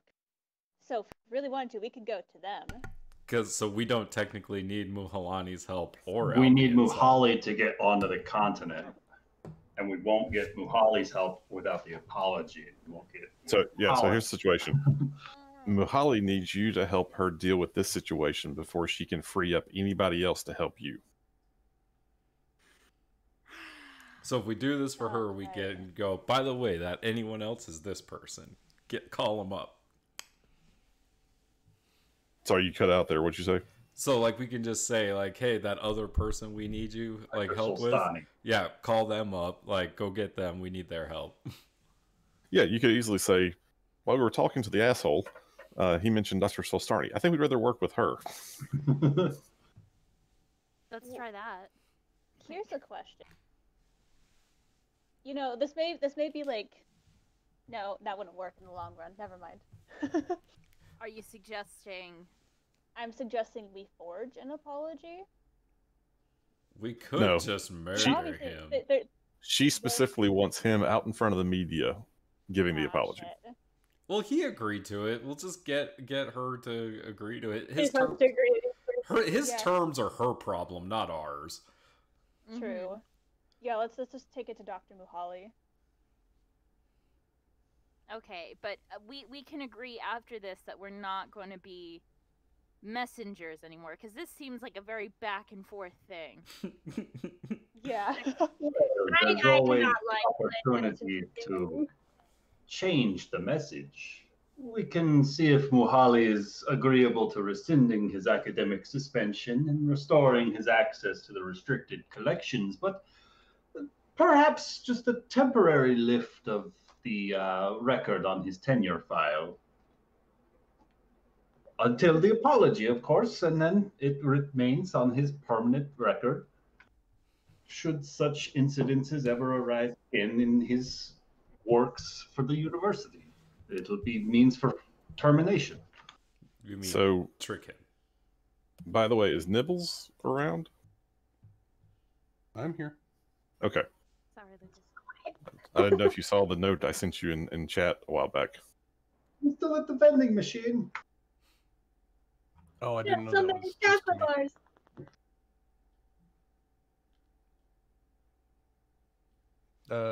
Yeah. Okay. Yeah, so I rolled a culture check for all you guys. And Nibbles was the only one who actually recognized the name Alabians 21-2 and what it referred to. Because the contemplatives have a practice where they abandon their childhood names for one based on a favorite quote or intellectual hero. And Was his Hitler? Sounds like it. no, his was a radically anti-conventionalist scholar, Alabians, in the year 21 after Gap. And the books and pamphlets that the guy wrote contain the famous line, "When the past is unknown, we must make a tradition of challenging so-called tradition." Because of the gap.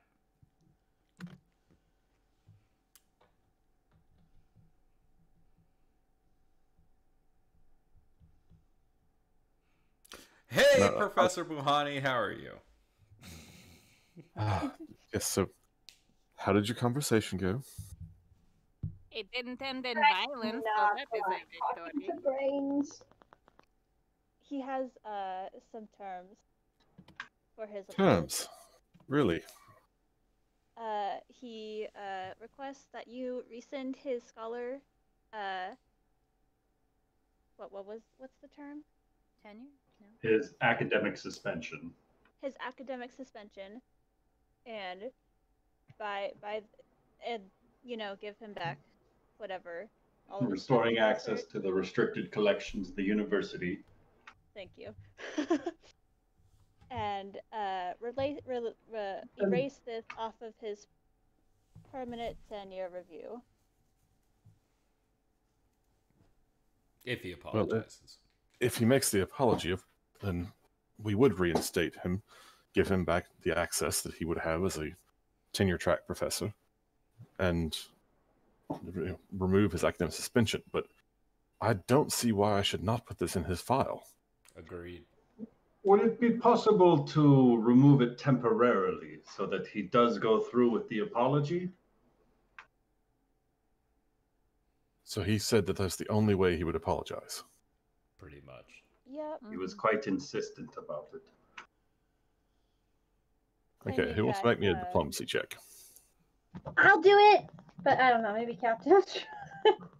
I'll take it with assistance. I'll assist. Okay, whoever's going to try to help, go ahead and roll your help. That's a help. Rolling them in the tower. I will roll a help. The helpers can roll it open. Oh, okay. I'm gonna roll mine in the tower. Aerodin has not been very helpful. There's a help. So will you tell me what it is? Because I'm curious. It's a +4. Mine's Well- a +9. So I'm like, what? +13. So you rolled a natural 10. So right in the middle. That's not bad. That's a 19. That's pretty Yeah, and decent.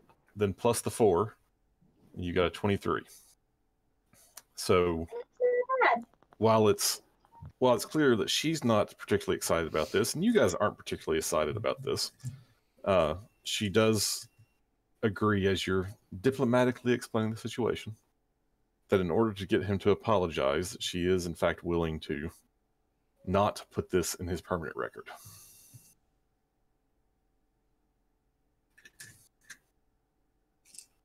So you have successfully convinced her that that is the only way he has agreed to apologize.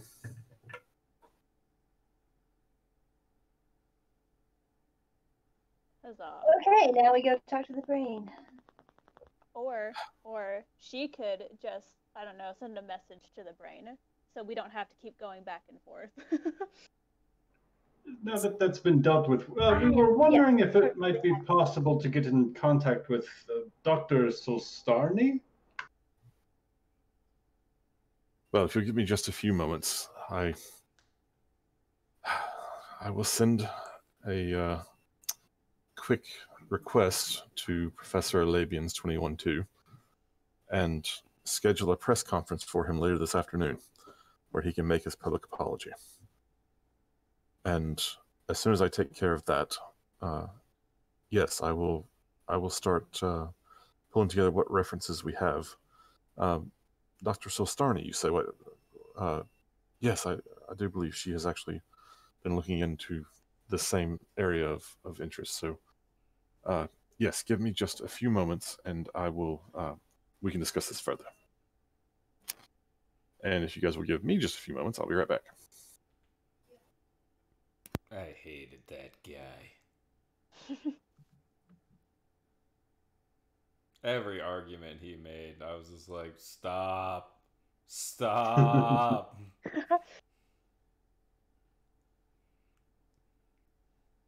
You took me out of context. No, we didn't. Just because you're playing devil's advocate doesn't mean you're okay. Mm-hmm.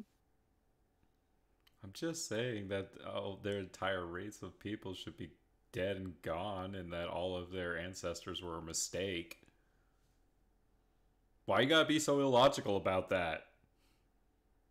Fucker. And then implied that despite the fact that he's studying in Castrovel, that Lashuntas are inferior to him. Yeah, I was like, holy And he wants tenure shit. at the Lashunta University. Did any of us have our comm links on? Probably all of us. Wait, can we record that? I don't know. He could just be an incel. He probably is. He's a brain cell with none. No pleasure center in that brain. Because if Also, the fact that he implied that Halquim Zan did all that like anthropological shit, you know, like archaeology and shit, in order to get laid, was a big like. Oh yeah. Fuck you to people's like archaeologies like. Yeah, like fuck this guy. Like, well, not just to him, but to the whole like study of archaeology, that they do it for a grandiose reason. Yeah, they're all Indiana Jones. As if anthropology is any more important than archaeology is. Zan specifically was kind of like an Indiana Jones-esque, not really caring about the archaeological studies so much as the treasures he found. Yeah, Chiskis did say it was questionable at best. I think that. Oh God, I hope the next professor is a lot better than this guy. She's even worse. I don't know. What if it's at the other side of the spectrum? Because honestly, those are just right. What if she's a Formian? Oh gosh.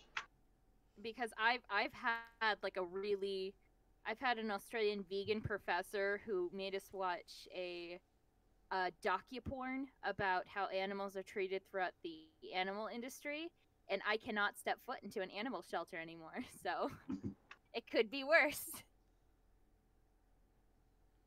No, it can't. Okay. But it's just the So other. Professor Muhali arranges the press conference, finally gets that off her plate, and starts, looking around, consulting a few different archives and those sorts of things, and tries to figure out what exactly is going to be going on.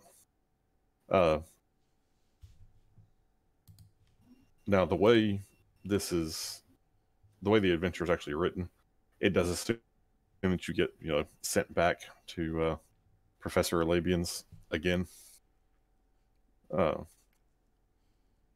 But since I'm not going to do that to you, I will say, you know what? Aronin will go back and just knock on the door and say, Professor Muhani sent you an email. It's done. And then turn and walk away. And not too long thereafter, you get a message from Professor Alabians and says, I appreciate your assistance in this most recent difficulty. To show my appreciation, I have decided to donate to you the proceeds from my last lecture. Oh. Yay! No, thank you. We get the payment for his racist lecture. Yay. Oh, come on. Don't we have to say no to this? Come No, on. it's money. You can buy that fancy nice gun you've been wanting. Wait. Counterpoint. We accept the money. Okay, we do. However, we donate it to charity of the people of his lecture with his name on it. Really rub it in his face. Or we could just accept the money, Or we just keep the money. Well, I'm sure we'll end up accepting dirty money at some point. You're the captain. You're the captain. But how much money is it? 700 credits. 700 credits? Yep. Not bad. Just 700 credits? Tell him to shove it, Ian. Come on. That's not worth it. Tell him to shove it. I'd say it's worth it. All right, fine. You're the captain. Okay. That's still like 115 credits for everybody, which is 115 more than you had. I mean, that is gas money. We did have to, fuel up the ship to get here. I only have 10 credits. That could buy you like a new rifle. Not a good one. Yeah. I'd say it was a good one. I said a new one. Questionable at best. It is, I can buy a rifle? It's more of a question. So this other professor. Okay. So, in addition, Professor Muhali, as a show of her appreciation for you helping to handle this, offers you a you'll like this. Professor Muhali offers you a Mark I Ring of Resistance as a token of her appreciation. And she explains that it was actually among the items that the contemplative requested in a grant application that fell through, thanks to his recent gaffe. That will accept. That's worth taking. Yep, that will take. So who wants the Mark I Ring of Resistance? So who has sucky saves? What is the Ring of Resistance? So the way it works, I read these because I was thinking about buying one, is that you get a +1 to your weakest saving throw. So like I have Fortitude is +5, Reflex is +5, and Will is +3. So if I put it on, I'd get a +1 to my Will saves. Right? Correct. Okay. So yeah, mine is I have a +5, +1, and +4. So whoever has the lowest pluses gets it. I have 0, 4, 3, 4. So your So fortitude is look at your +4. Fortitude, Reflex, and Will save are the ones you should be looking at. Yeah, that's what she was looking. She was So also her lowest looking is at Reflex at a 3. My reflex is a 2. Nibbles has a 3 for Fortitude and Will. I I'm at a 113. Oh no. Wait. So, SR is strength, right? No, that's spell resistance. Yeah. Oh, well, forget it then. I'm fine. I'm great. I think it sounds like it should go to the captain. Yeah. Yeah. How can yours be 1, 1, and 3?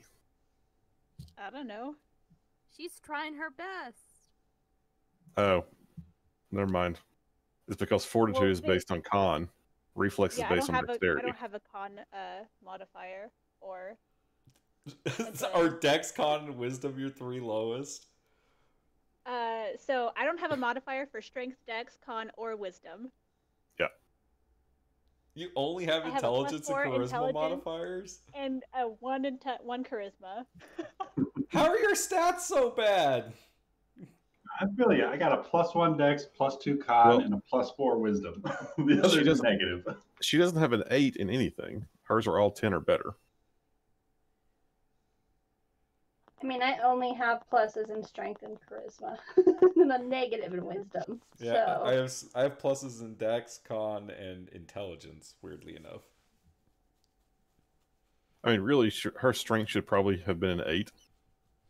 And she could have put those 2 points somewhere else. But, you know, she wanted to be well balanced. Oh, fuck. Well, give it to the captain. She'll have +2 in something.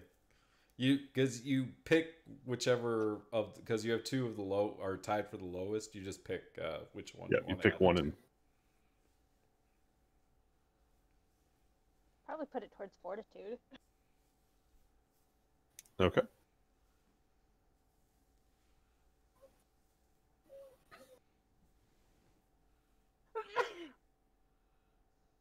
Bless you. Thank you. I was gonna say it, but I wasn't sure if it was a sneeze, so it felt weird.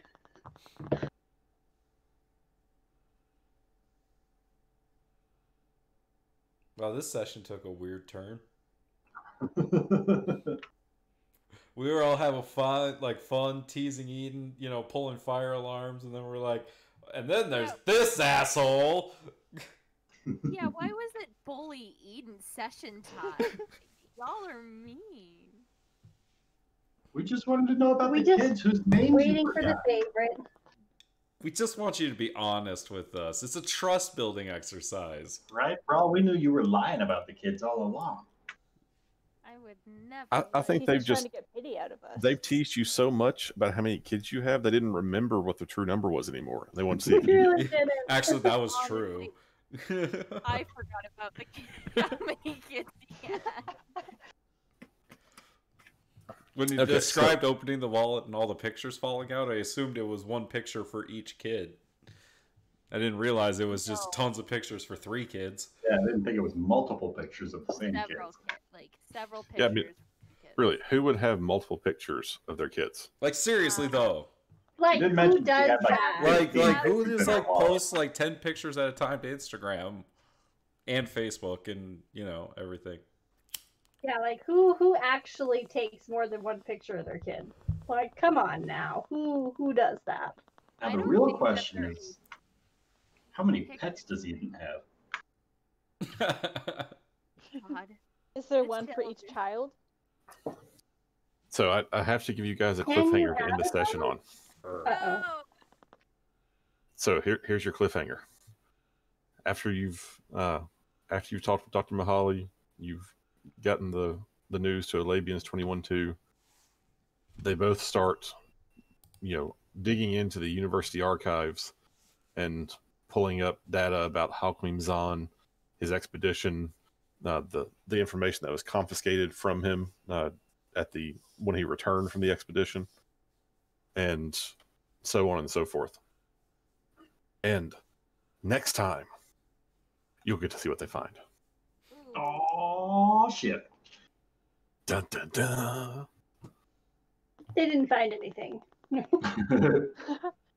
whole lot of nothing. So someone's been reading the adventure ahead of time, apparently. Who? Amanda. Amanda? I was right. Was I right? No. I'll find out next time.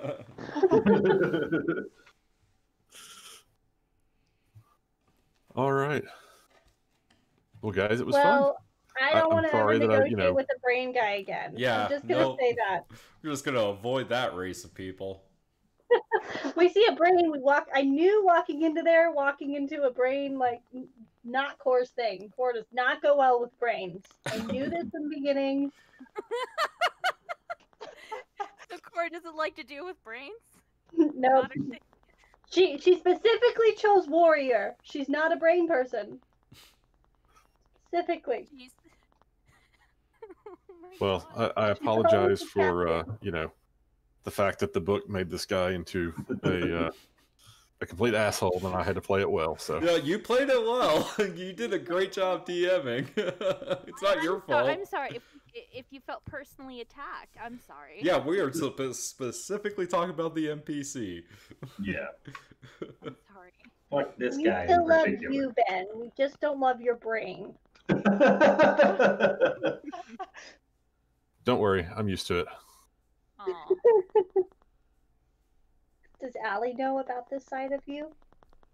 Yeah, Allie has slowly, but like, I won't get into any politics or anything, but let's just say I was more conservative at one point, and Allie has been slowly beating it into my brain for a while. That's why we love Allie. What are Allie's thoughts about the Formians? Do you think she would advocate genocide? I don't think so. She loves bugs. She might at some points advocate Republicanicide, but not Hey, I genocide. love Allie. You know what? Welcome to the club. You know what? I'm We on have the same page. flyers and stickers, and we meet once a week. On We'll just Sundays. eat the rich. It's okay. But if we decide who gets the largest portion, which of Eden's kids you think it should go to? Which children most deserves to eat a rich bastard? All right, that was great. We just got a 700 credit donation that we don't want, so we're just trying to figure out where it's going to. Which That was mouth bad. is gonna College feed? fund. Very different. Why is Do we this give genocide money to Eden's children? Apparently, Only one of them. Only one of Oh them. my God. I It say- has I to say go to we the one she decide hates based the on most, the- right? Because like it's genocide money. Oh my God. I'm going to guess that the least popular child is his oldest. No, because it's the- got to be the No. middle child. But There she are has- no middle But There are children. no they're middle twins. Twins. They're twins. That's like, One is older and one is younger, okay? Wait a second. Well, what are you trying to I- say about middle children here, Nick? I'm a middle child, I'm just saying. I'm technically a middle child. Both Ryan and I I are am the middle oldest children. child. Would say we give it to the oldest child. Oh, Look at over here with the older children. Well, we know the answer is that they're not going to hate the babies. They're I like don't know. 4 and 2. They're old Have you enough met to go my get a sister? job. Yeah, your oldest is almost halfway to being a Yosoki adult. Yeah, what a so- bum. You guys Are you disappointed in your oldest? Do they get good grades? Do they get smoke bombs? Do they yell at your wife and so you're just like, sometimes, kid. Do they do Sometimes. drugs? Oh my God. Do you hate their friends? No, Do you hate their well, music? I mean, I don't like one of them. I think one of them is a bit of a bad influence. Oh, okay. the truth comes out. We're working on it, guys. We're I wheedling just our said way. one of their friends I don't like. I don't like one of their friends. You know that I don't like my kid. I don't say that I don't like my kid. I just don't like the people that they might associate But with. obviously, you don't like the decisions that they make. Okay, look, you know, I can be disappointed in the decisions that they make. But who are you disappointed We in? never the most? said disappointed. Well, you're implying it. Which one of your kids do you think is going to be the most successful? Good. The ones Which one that do you think will be associate most likely to with murder someone? The one that she likes. all of you the least. Oh my God. Which one do you think is going to take after you the most? I have to say, I think the oldest. That one's her favorite. No, it's not. Which one? The All right, oldest. To guys. the oldest? It's been fun, and I will catch y'all later. Later, Ben. Good night. Bye, guys. Good night, everyone. Bye, guys.